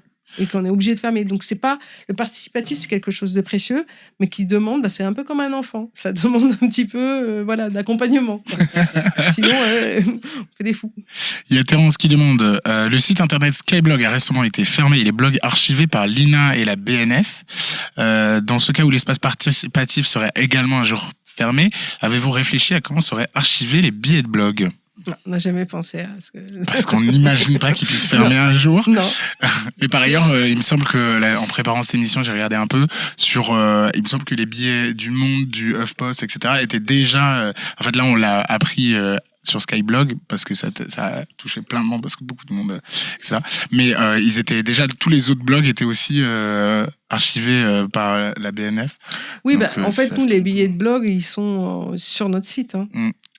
Donc voilà, on n'aura qu'à archiver. Si on devait tout fermer, on archivera le contenu qui est les biblogs sont hébergés sur notre site. Ouais. Si vous avez d'autres questions, n'hésitez pas dans le chat. Il y a donc Flou qui dit c'est vrai que ce n'est plus à la mode les blogs, je vais en ouvrir un sur Mediapart. Et bien c'est aussi le but, hein. N'hésitez pas, que vous nous regardiez en direct ou en replay, vous pouvez, en vous abonnant à Mediapart, avoir accès à un billet de blog, et voilà, faites-en la promotion, c'est un espace qui est riche, qui est chouette, donc n'hésitez pas. UHKN qui dit rémunéré à partir de quand? Alors je sais pas si on parle des salariés de Mediapart, donc les journalistes qui s'occupent de tout ça, ou si on parle des abonnés qui donc écrivent sur leur blog. Déjà c'est une chose, on peut le dire quand même, que les personnes qui s'occupent de la modération, en tout cas là je parle pour nous, qui soient dans l'entreprise avec les mêmes conditions salariales que les autres, etc. Parce que c'était pas le cas, et c'est pas le cas pour le reste de la modération, que ce soit pour les réseaux sociaux ou pour les autres titres de presse. En général ça se fait à Madagascar, sous-payé, dans des conditions affreuses. Donc voilà, on peut dire déjà ça. Et après, sur le fait de rémunérer ou pas, les questions qui fâchent. Est-ce qu'on rémunère les blogueurs? Non. Et on part du principe que du coup, quand il y a un livre, un e-book, etc., pareil, on les met pas... ils sont gratuits pour cette raison. Oui. Ok. C'est un choix, ça a toujours été comme ça, de toute façon, les blogs. Ouais, est-ce que ça pose des questions? Comment dire, oui, j'imagine, il faudrait demander ça aux contributeurs plus qu'à nous. Mais c'est le deal dès le départ, quoi. Le site est payant, le blog est gratuit et en accès libre. Et nous, en contrepartie en fait, du contenu que les gens mettent sur leur blog, nous, on leur apporte de la visibilité, un système d'échange avec les autres contributeurs. Voilà, c'est le deal. Et on ne va pas commencer à en payer faire un club premium. Oui, puis il y a la question aussi du temps contraint, c'est-à-dire qu'à partir du moment où tu es salarié journaliste de Mediapart, en fait, tu dois produire toute l'année, tout le temps, du travail que les blogueurs, s'ils veulent s'arrêter du jour au lendemain, ils ont le droit. Ah oui. Alors qu'un journaliste... Ah oui, puis on n'oblige personne à lire tout le club de Mediapart tous les jours. Hein, c'est... Intéressant. Alors... Renaud Creuse qui nous donne des informations. Notre site Journal et Club fait partie du travail dépôt légal à la BNF dans le cadre de sa mission Archives d'Internet. Merci Renaud pour ces informations complémentaires. Tout est un travail d'équipe à Mediapart. Oui.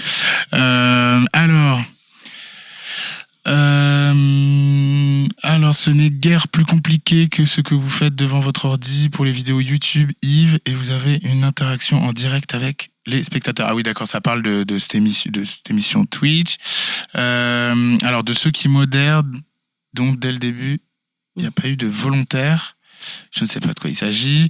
Comment les journalistes de Mediapart Mediapart font-ils usage de leur blog pour des appels à témoignages? C'est vrai, ça le lien. Déjà, c'est vrai qu'il y a parfois les journalistes eux-mêmes écrivent sur leur propre billet de blog et c'est pas la même chose que quand ils écrivent dans le journal. Tu nous racontes un peu ça? Oui, alors ça évolue. Voilà. C'est vrai qu'aujourd'hui, les journalistes écrivent plus beaucoup dans le club. Il y a une période où ils écrivaient davantage. Je crois qu'ils n'ont plus le temps. Mais de temps en temps, ils font des appels à témoignages. Donc là, on les accompagne, on en parle en conférence de rédaction. Et puis on les aide à comment dire, finaliser leur appel à témoignage et alors maintenant on a des formulaires pour pouvoir récupérer en fait les témoignages, donc on peut aussi les aider à ce moment-là.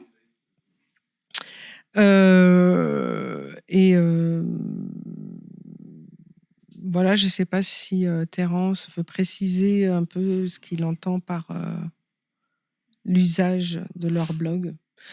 Normalement, voilà, les journalistes de Mediapart peuvent utiliser leur blog comme n'importe qui. Mais c'est vrai que bon, la plupart du temps, quand ils ont des idées, ça se décline plutôt dans des articles de...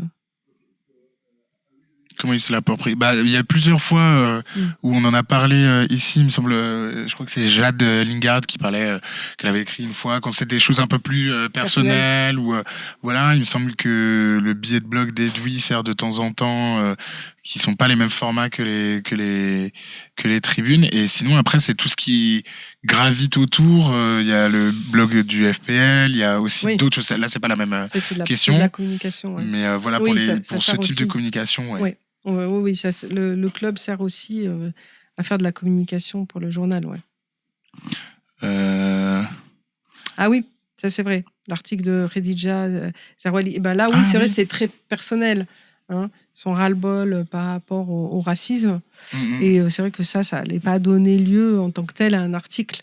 Donc c'est vrai que c'était, en effet, il avait trouvé sa place dans le club. Et du coup, il y a aussi d'autres formats possibles sur le club. Hein. On fait toute la promo du club. Tu as également des portfolios et l'agenda. Est-ce que tu peux nous raconter comment ça fonctionne, tout ça? Oui, alors en fait, c'est des formats qui facilitent en fait l'édition des textes. Donc l'agenda, si tu cliques, voilà, par exemple. Le premier, par exemple, c'est comme par hasard, Mediapart fête ses 15 ans à Bruxelles le 16 décembre. Sinon, on aurait pu prendre anti-pub. Donc voilà, il y a un format qui est c'est préformaté, hein, donc avec la date, le lieu, s'il y a un lien pour les réservations, et puis après c'est un billet de blog, classique. Et ça, c'est vrai que c'est pas mal. Beaucoup de collectifs, voilà, qui utilisent l'agenda. Et donc après, de festivals, de collectifs, de réunions. Ensuite, on a les différentes éditions. Donc ça, c'est des éditions qui sont plus collectives, c'est ça? C'est ça. On va dire, nous, on appelle ça les éditions participatives. C'est une sorte de journal collectif, donc que quelqu'un propose, ou quelqu'un de la rédaction, ça peut être nous aussi de temps en temps, de participer autour d'un thème en particulier. Donc, par exemple, on avait fait, en miroir de ce que faisait le journal, une édition autour de l'année 1973, année charnière. Et donc, les gens s'inscrivent dans cette édition participative. Et chaque fois qu'ils écrivent, si tu cliques dessus, en fait, les contributions vont au même endroit. Et donc, c'est différents contributeurs. Là, il y a Hannibal, il y a Bouillot, il y a le club, il y a Odile, Barbeau. Donc, voilà. Et donc, tous les articles sur 73 se retrouvent à cet endroit-là. Un journal collectif. Très chouette. Alors là, il y a une question. Je repose ma question, Tariq. Que sont devenus l'ancêtre et Gabas, entre autres anciens? Eh bien, je n'ai pas plus d'informations que vous. Et s'ils nous regardent en ce moment, vous êtes les bienvenus pour revenir. Voilà. Mais ça arrive souvent que des abonnés, nous on passe nos journées avec eux, donc ça arrive de voir des gens qui commandent beaucoup, puis qui repartent, qui reviennent. Ça, c'est assez libre et des fois il y a des trop pleins parce que des fois ça prend quand même beaucoup de de temps et d'énergie, et il y en a qui craquent et qui se disent, ouh là là, c'est trop, qui partent, puis qui reviennent, puis voilà. Donc je n'ai pas de nouvelles d'eux, et je les salue s'ils nous regardent. Toi, t'as pas de nouvelles, non? Non, j'ai pas de nouvelles. Il y a Renaud qui dit une question intéressante. Ouais, mais je sais pas laquelle c'est, et je Ah. sais pas si je sais pas laquelle c'est. Donc Renaud, si vous nous préciter le retour de Méta. Tu sais qu'on m'a parlé dans un événement pas du tout lié à Mediapart. Il y a quelqu'un qui est venu me voir qui me dit, mais vous êtes pas Tariq de Mediapart? Je dis si. Elle dit, j'ai vu que Méta était de retour. Donc les abonnés se connaissent, se reconnaissent entre eux. C'est assez intéressant. C'est une véritable communauté qui se connaît et qui a des avis très différents, hein, parce que Méta, Oui. on sait qu'il est souvent, il est dans plein de fights tout le temps. Donc c'est assez intéressant de voir. Ah oui. Ah, génial. Une question de Terence pour Sabrina. Merci. La lecture de tous ces billets de blog a-t-elle influencé votre travail d'écrivaine? J'allais en parler après, mais tu as écrit aussi. Je pense probablement que ça a dû activer des comment dire Hop là. mais là, en fait, je saurais pas trop comment répondre à cette question. Je pense que oui, mais je sais pas comment. Bah déjà, est-ce que tu peux nous raconter un Noël chez les Zemmouri? C'est ton roman. Donc c'est un roman déjà, c'est pas forcément d'habitude quand j'ai des journalistes ici, c'est des enquêtes. D'ailleurs, je crois qu'on peut l'annoncer puisque ça a été annoncé. Il y a Nejma Brahim qui a annoncé qu'elle allait sortir un livre en janvier.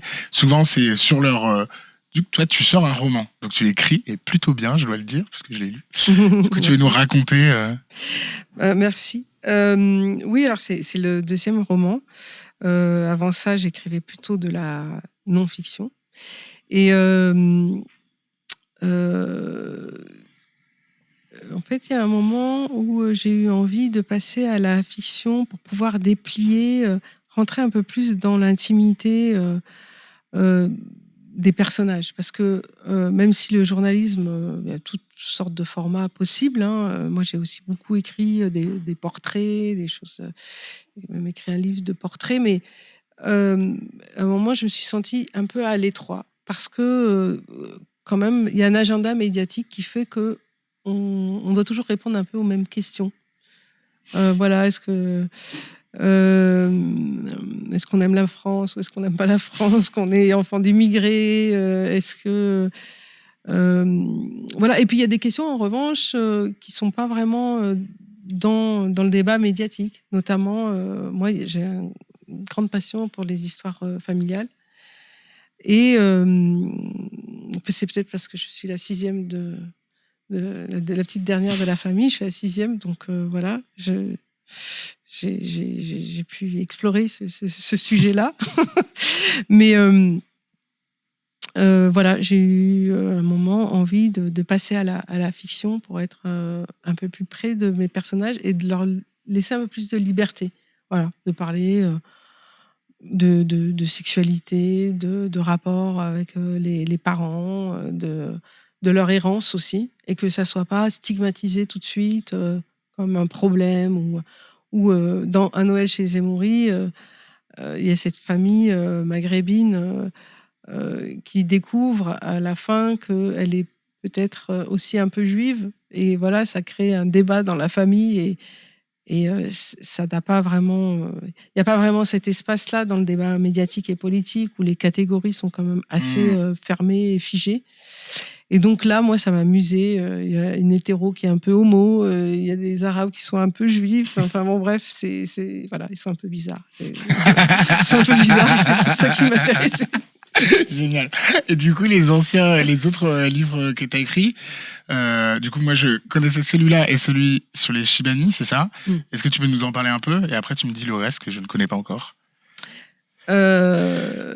Alors, les Chibani, c'est mon premier livre. Nos ancêtres les Chibani, j'ai écrit en 2000. On va retrouver. 6. Et c'était à la suite de plusieurs articles, enquêtes que j'avais pu faire sur les immigrés algériens qui sont arrivés en France après la Seconde Guerre mondiale, qui ont reconstruit la France et qu'on n'entendait pas. Et pareil, on avait une image très stéréotypée. C'était des vieux monsieur qui rasaient les murs, quoi. En gros, c'était à peu près ça. Et pour beaucoup de gens encore, quand ils disent Chibani, c'est cette figure-là qui ressort.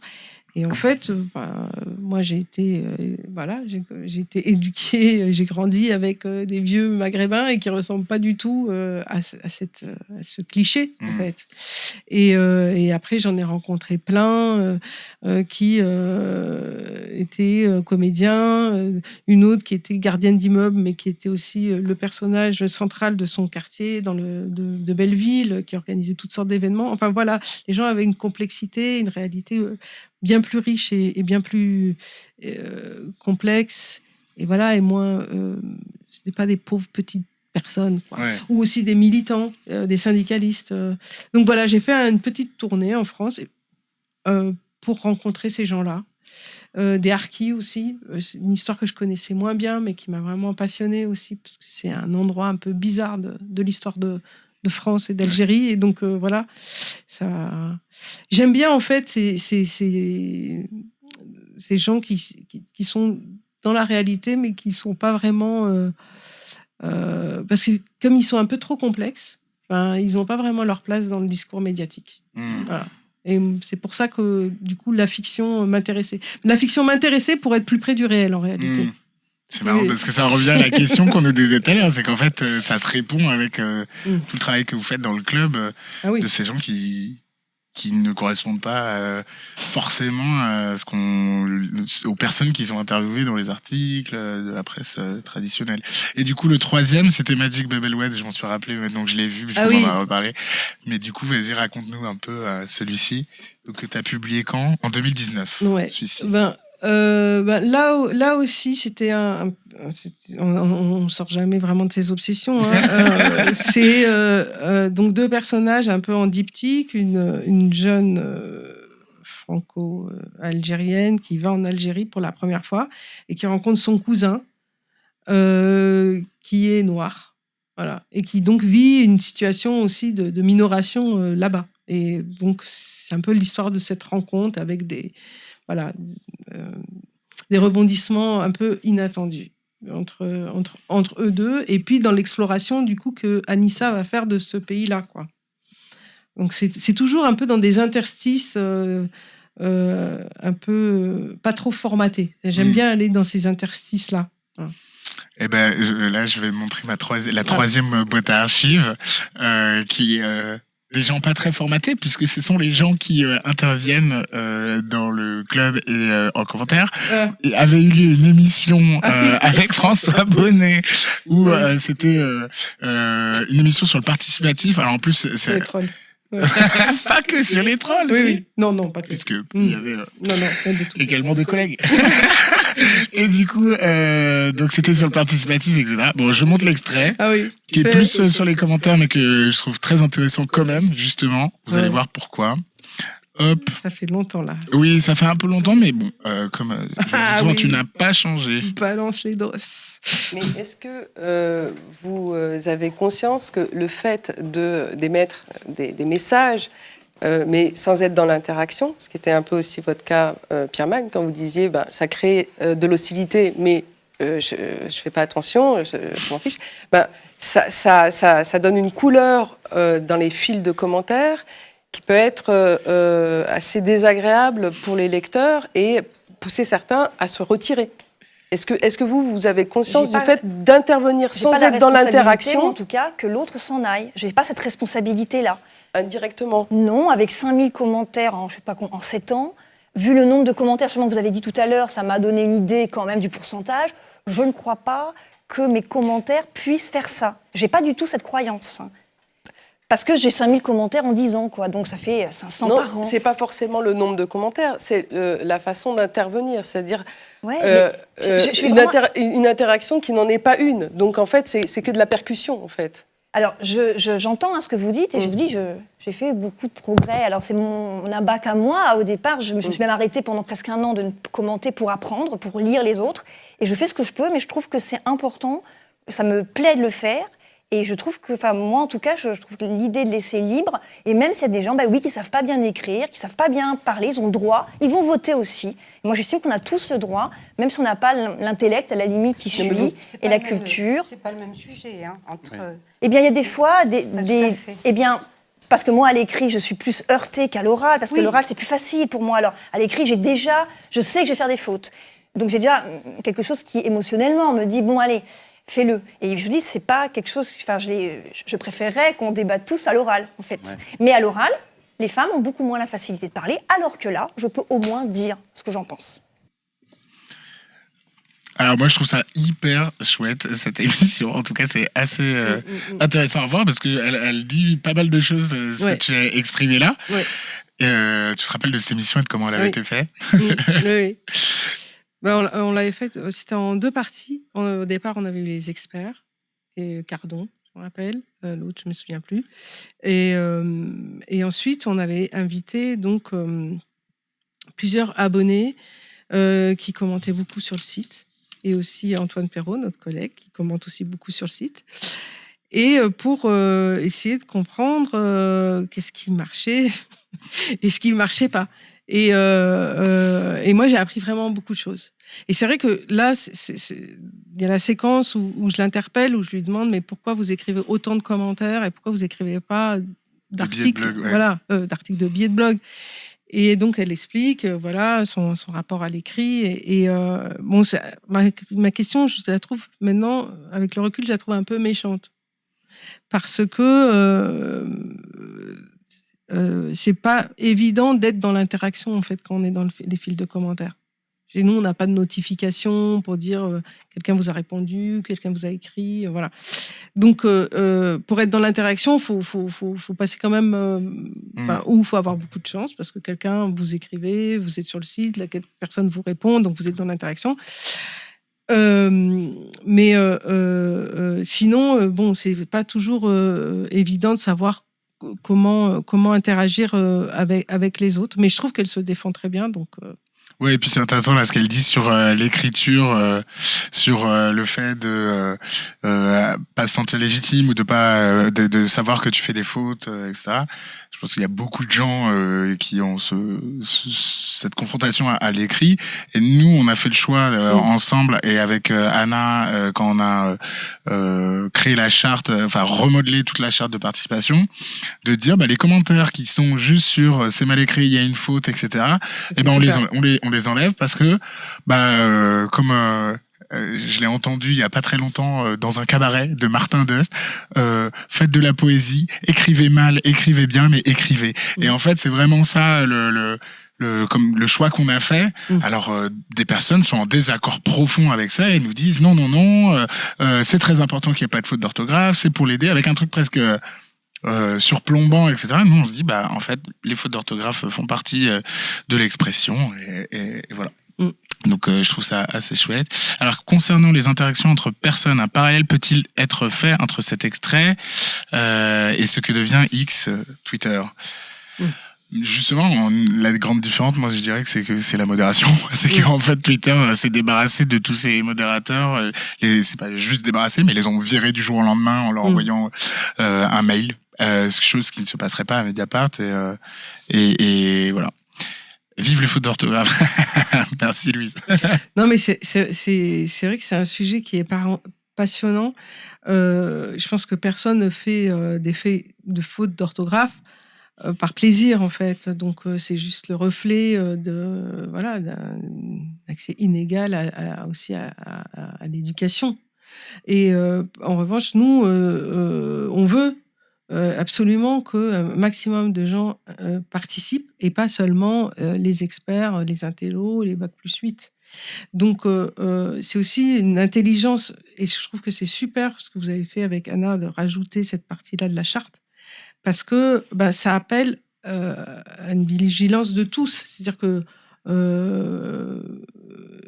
pour qu'il y ait une participation la plus large possible, il faut, en fait, c'est un mot un peu à la con et galvaudé parce que tout le monde l'utilise, mais il faut de la bienveillance, quoi. On ne demande pas aux uns et aux autres de s'exprimer de manière stéréotypée, de la même façon, avec la même maîtrise technique, avec la même amplitude au niveau du vocabulaire, X et Y. Mais par contre, on peut dire des choses très intéressantes, très importantes, et que quelqu'un, bac+8, intelligent, plein de vocabulaire, ne pourra même pas penser, en fait. Complètement. Louise qui demande chaque jour il y a un thème sur le club, comment vous le décidez? On en a parlé un petit peu au début de l'émission, mais j'en profite puisque Renaud, qui est très assidu, puisque c'est mon chef, qui dit si je ne m'abuse, nous n'avons pas parlé de la newsletter du club. C'est aussi quelque chose que vous éditez chaque semaine et ça permettra aussi de répondre à la question de Louise. Comment vous faites cette newsletter? Qu'est-ce que c'est et qu'est-ce que vous y mettez? D'accord. Alors, la newsletter... J'essaie de la trouver en même temps. Ouais. Voilà, Là, je l'ai. elle sort toutes les semaines, le jeudi ou le vendredi. Alors, quand on a le temps, on fait un petit mot de la semaine. On n'a pas toujours le temps. Mais voilà, c'est un petit édito, surtout quand on a eu un temps fort très important. Livia en avait fait un sur l'antisémitisme. Ouais, celui-là, je crois que c'était sur les témoignages qui venaient de Gaza. Donc voilà, quand on a un temps vraiment fort, on fait ce petit texte introductif pour un peu mettre en scène le contenu intéressant qu'on a.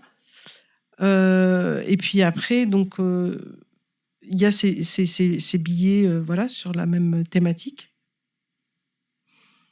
Donc c'est toujours les billets de la semaine. Hein. C'est très rare. Quelquefois, on prend une archive, mais la plupart du temps, c'est le billet de la semaine. Puis après, on a des post-it. Donc là, par exemple, c'est la mobilisation de la semaine. Donc c'est pour mettre en avant voilà, un événement. Donc ça peut être un événement, une vidéo, un portfolio, un dessin, enfin voilà, un témoignage très, très important. Donc les post-it sur fond bleu, là, ça ponctue la newsletter avec voilà, les éléments un peu exceptionnels. Et puis ensuite, on a, on a les incontournables de la semaine.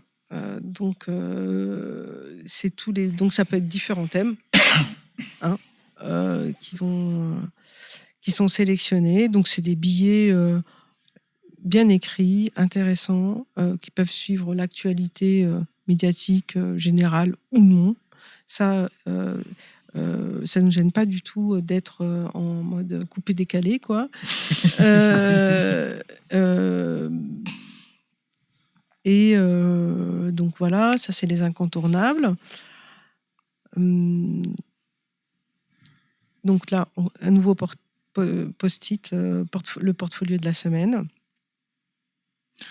Ça nous permet aussi de valoriser tout le travail qu'on fait sur les unes thématiques. Parce que souvent, ben voilà, c'est basé sur un thème particulier, comme on écrit un petit texte. Bon, parfois, on peut le modifier pour la newsletter, mais on s'en sert comme ça. Et puis ensuite, on a des sélections thématiques. Donc là, Gaza, perspective du passé. Donc c'est plusieurs billets qui racontent l'histoire de ce pays. Voilà. Et du coup, je rappelle quand même que cette newsletter est accessible à tout le monde. C'est-à-dire on peut s'y abonner gratuitement. D'ailleurs, je crois que voilà, c'est ça. Elle est déjà dans le chat là. Si vous nous regardez en direct, vous avez juste à entrer votre email et vous la recevez chaque semaine. Et l'avantage, c'est qu'en plus là, même les articles sont tous en accès libre. Donc vraiment, c'est aussi une vitrine. Absolument. Du club pour retrouver. Et ce que dit Renaud aussi est juste sur le fait qu'il y a des billets de blog dans les autres newsletters. C'est-à-dire qu'on fait aussi la sélection qu'on propose aux collègues qui font la newsletter nous tous, pour la newsletter écologie aussi. Donc on alimente les newsletters des collègues. Donc voilà, après, on a un agenda. Voilà, sur les événements à venir. Et puis, voilà, c'est classé en grands thèmes, en fait. Donc là, on avait l'écologie, on a le pas de côté, on a les tribunes. Voilà. Trop bien. Est-ce qu'on passerait pas au moment Mercastor où cette fois-ci, ne nous raconte pas les livres que tu as écrits, mais les livres que tu conseilles. Ouais. Ça te dit, hop, alors, petit jet. Attends, il y a Terence qui dit, est-ce qu'il y a des blogs que vous suivez avec plaisir? Dans l'affirmative, lesquels? Ah, c'est le moment des chouchous, là. C'est le moment des chouchous. Moi, en fait, quand même, et c'est pas... voilà, de la communication. Ce que j'aime dans le club, c'est qu'on est tout le temps surpris. C'est quand même ça qui est génial. C'est tout d'un coup, bam, il y a un texte et un sujet, une façon de voir inattendue. Donc ça, c'est vraiment ça qui est génial. Après, oui, on en a plein. On en a. C'est pas ça la communication. Non, mais ce que je veux dire... quand même, donc il est le chef de la com, il est le chef de la communication à Mediapart. Hein. Il a dit Sabrina, message personnel à Sabrina, c'est pas ça la communication. Non, ce que je veux dire, où je serais obligée de me forcer à dire des choses, mais non. Bien sûr que la communication, nous on fait, voilà, on est là pour faire véhiculer la communication du club. Donc non, c'est pas ça. Mais bon, moi j'aime beaucoup la culture, donc c'est vrai que j'aime beaucoup le reste aussi, mais c'est vrai que la culture, le blog de Thibaudat sur le théâtre, j'aime beaucoup le théâtre, donc voilà, je les lis beaucoup, sur la littérature, Guillaume Lasserre sur l'art contemporain. Bon voilà, la culture, j'aime beaucoup la culture, donc je suis très attentive à ça, mais c'est vrai que j'aime bien être surprise aussi, donc tout peut me surprendre. Il y a Flouki qui dit le blog de Terence, bien sûr. Est-ce que Terence, tu écris dans le blog? Et si tu ne le fais pas dans le club, fais-le. Bien. Fais-le, venez. venez écrire sur le club. Donc, Mère Castor, allez hop. Mère Castor, raconte-nous une histoire. Est-ce que je les ai pas mis là, mais ils sont normalement dans le chat. Super. Alors, le premier que tu as choisi, c'est l'invité. Ouais. Hop, et je remets. Tchouk. Raté. Et voilà. Donc, l'invité de Emma Klein. Ouais.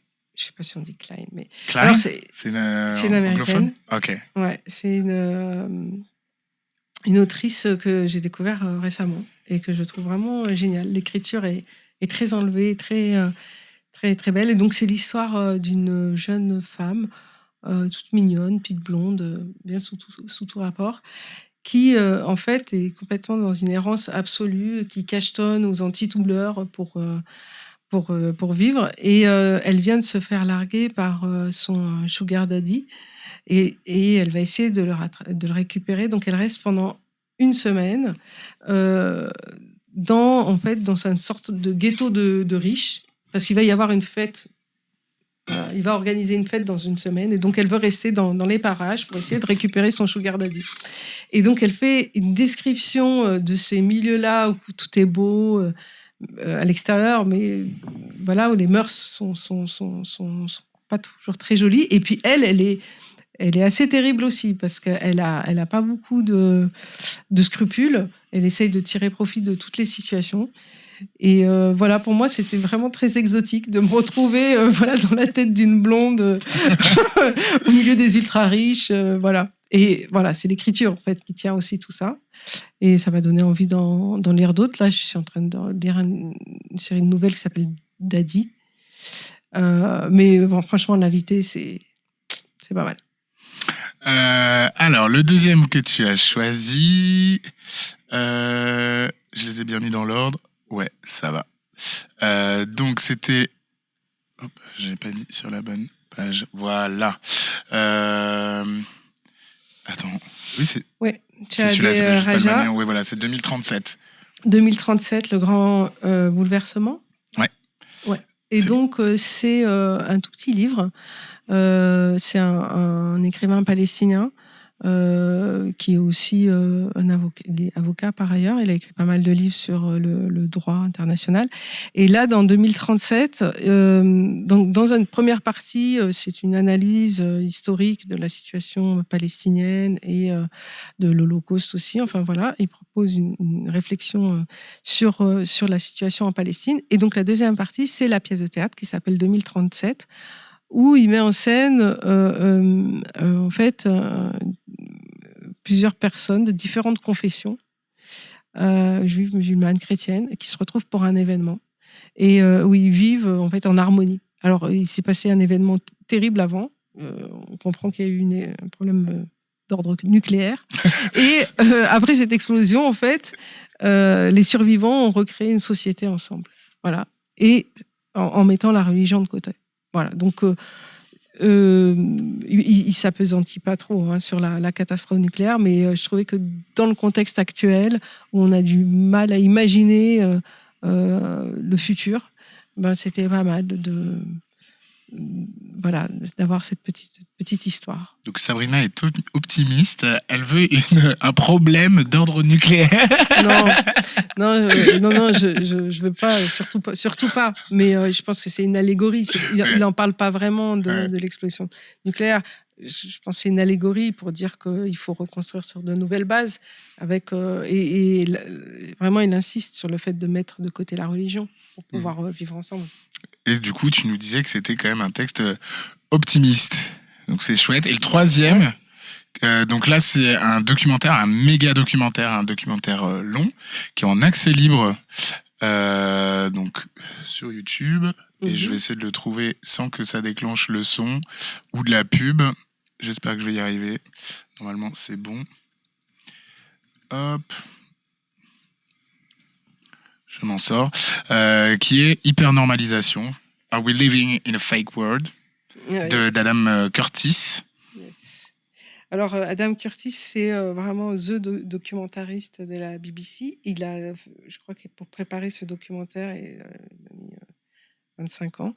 Il a pris plein d'archives de la BBC et il propose en fait une explication des raisons pour lesquelles on est dans ce chaos aujourd'hui, avec du Trump, avec destruction de la Syrie, avec le Brexit. Bon, ça va jusqu'en 2016. Et donc, il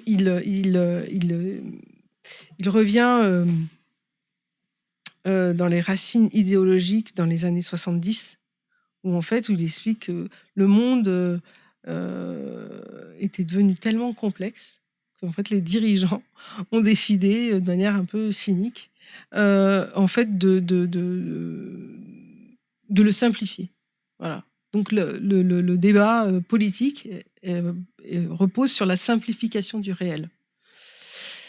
Et avec l'élimination aussi des ressorts politiques, en fait, de la société. Et c'est assez brouillon. C'est assez 3 heures de documentaire. On passe de 75, New York, le face-à-face entre Kissinger et Al-Assad, le père de Bachar. Après, on est sur la faillite de l'utopie d'Internet. Voilà, il développe énormément de sujets dans ce documentaire, mais il est assez convaincant.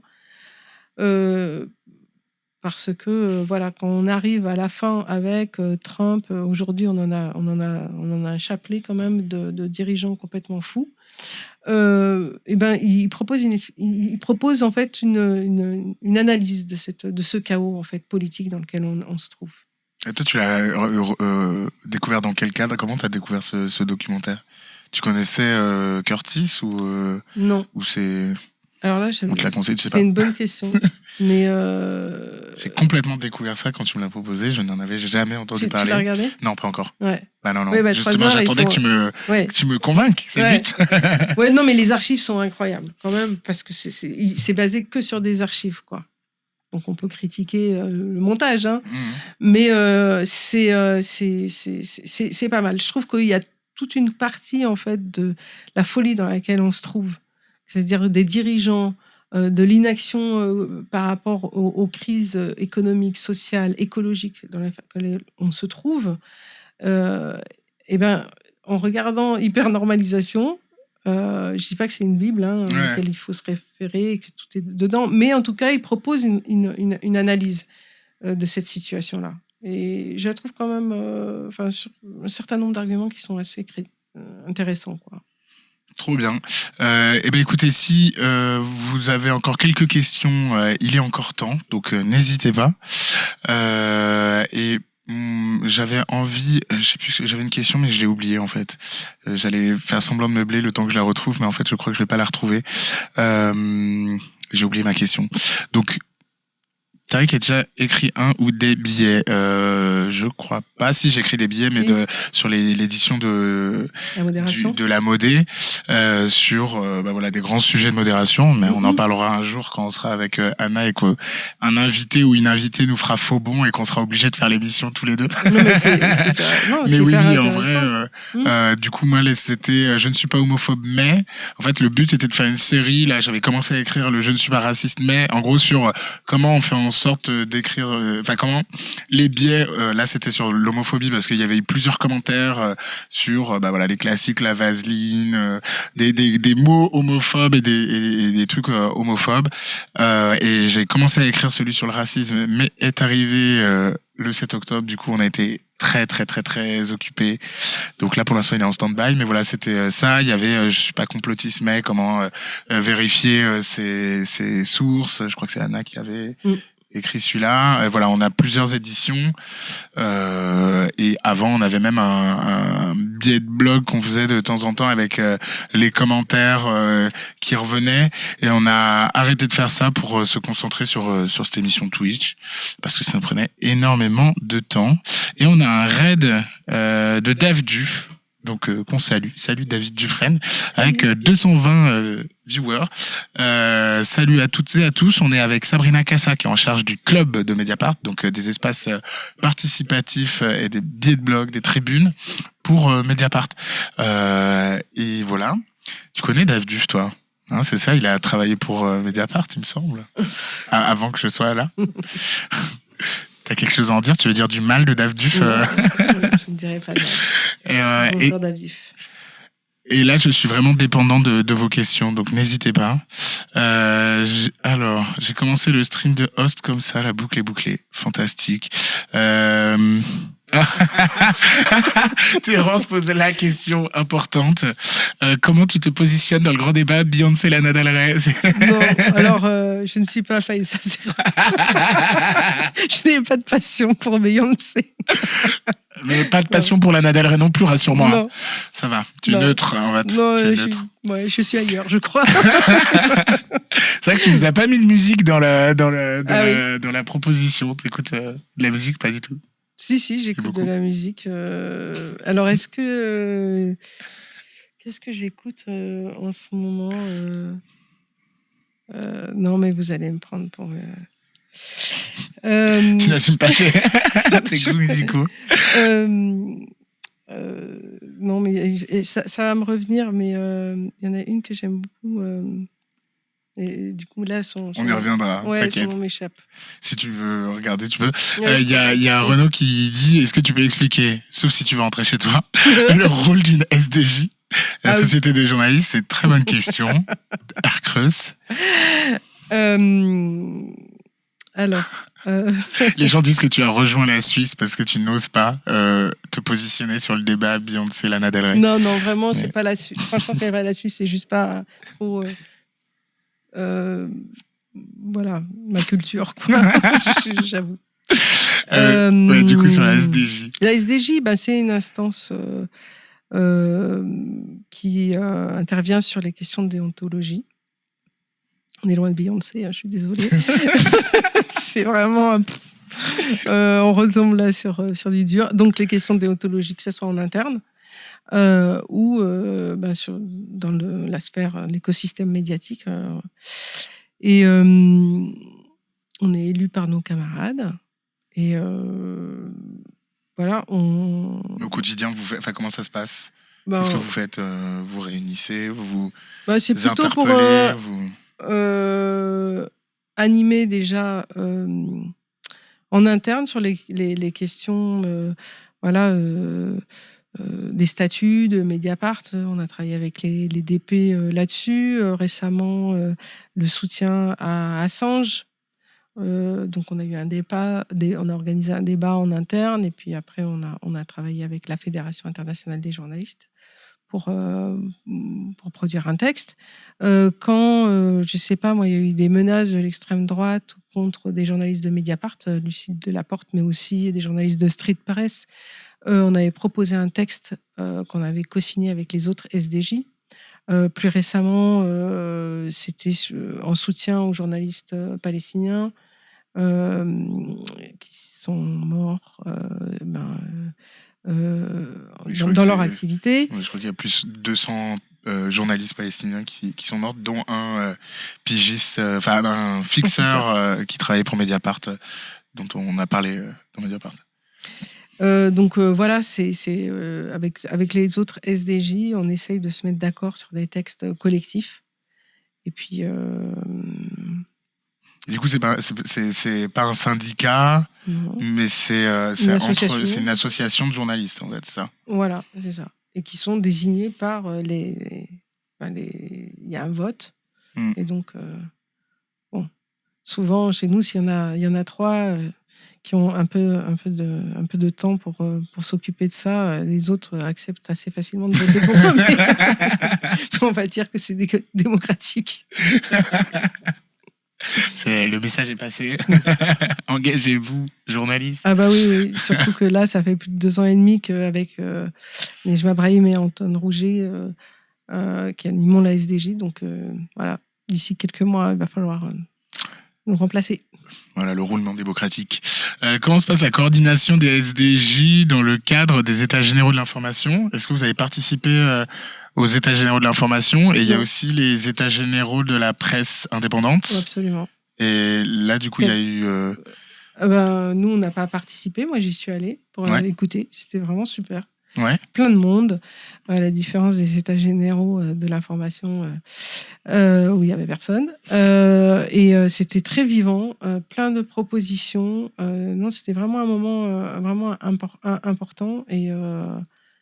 Et ça fait plaisir de voir qu'il y a beaucoup de gens qui sont mobilisés, en fait, et qui veulent pas lâcher pour rendre cet écosystème un peu plus sain, que ce soit vis-à-vis des aides à la presse ou les pressions, toutes sortes de pressions que les médias subissent aujourd'hui, la concentration des médias, les aides à la presse, le poids des GAFAM, enfin bon, c'est énormément de thèmes, c'était très bien animé.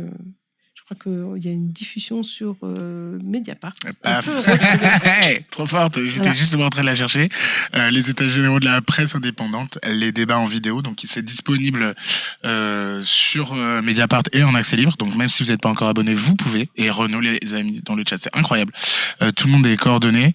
Et c'est bien en fait de venir dans ce genre de rassemblement parce que, voilà, vu de l'extérieur, on a l'impression que c'est un peu la fin du monde, que tout est en déliquescence, tout ça. Et en fait, il y a du monde, quoi. Et plein de gens très combatifs, très, très intéressants. Il y avait aussi la presse pas pareille.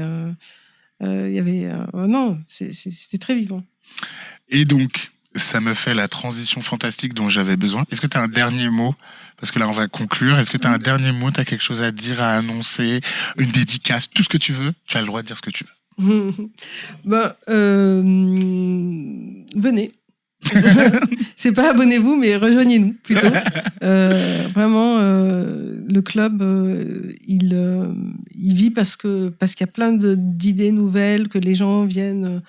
les présenter, les exposer, viennent en discussion et voilà, plus on est nombreux, mieux c'est. Donc vraiment, n'hésitez pas et on apprécie la diversité dans tous les sens du terme, que ce soit hommes, femmes, trans, jeunes, vieux, toutes les couleurs, bleu, jaune, vert, voilà. En fait, ce qu'on se cherche à faire vivre, c'est une sorte de société idéale. Voilà, donc qui est un but qui n'existe pas, mais voilà, j'ai envie de dire, plus on est différent, mieux c'est. Trop chouette. Voilà. Eh bien, je voulais faire là ce dont tu parlais sur les états généraux de la presse indépendante. Fais le lien direct avec les annonces que j'avais à faire, puisque la semaine prochaine, Anna sera accompagnée d'un certain François Bonnet, qu'on connaît bien, puisque c'est un des membres fondateurs de Mediapart, et qui est désormais le président, je crois que c'est comme ça qu'on dit le titre, président du FPL, du Fonds pour une presse libre, et qui sera donc lundi prochain à partir de 19h avec Anna.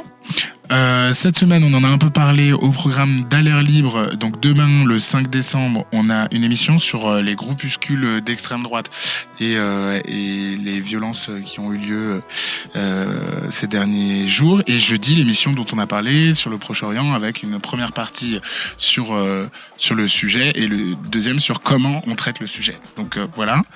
Pas de festival ce week-end. Vous avez l'habitude qu'on cite des festivals. Les 15 ans de Mediapart, mais par contre c'est la semaine d'après, ce sera la dernière édition des 15 villes, 15 villes quoi, 15 ans, 15 villes, voilà.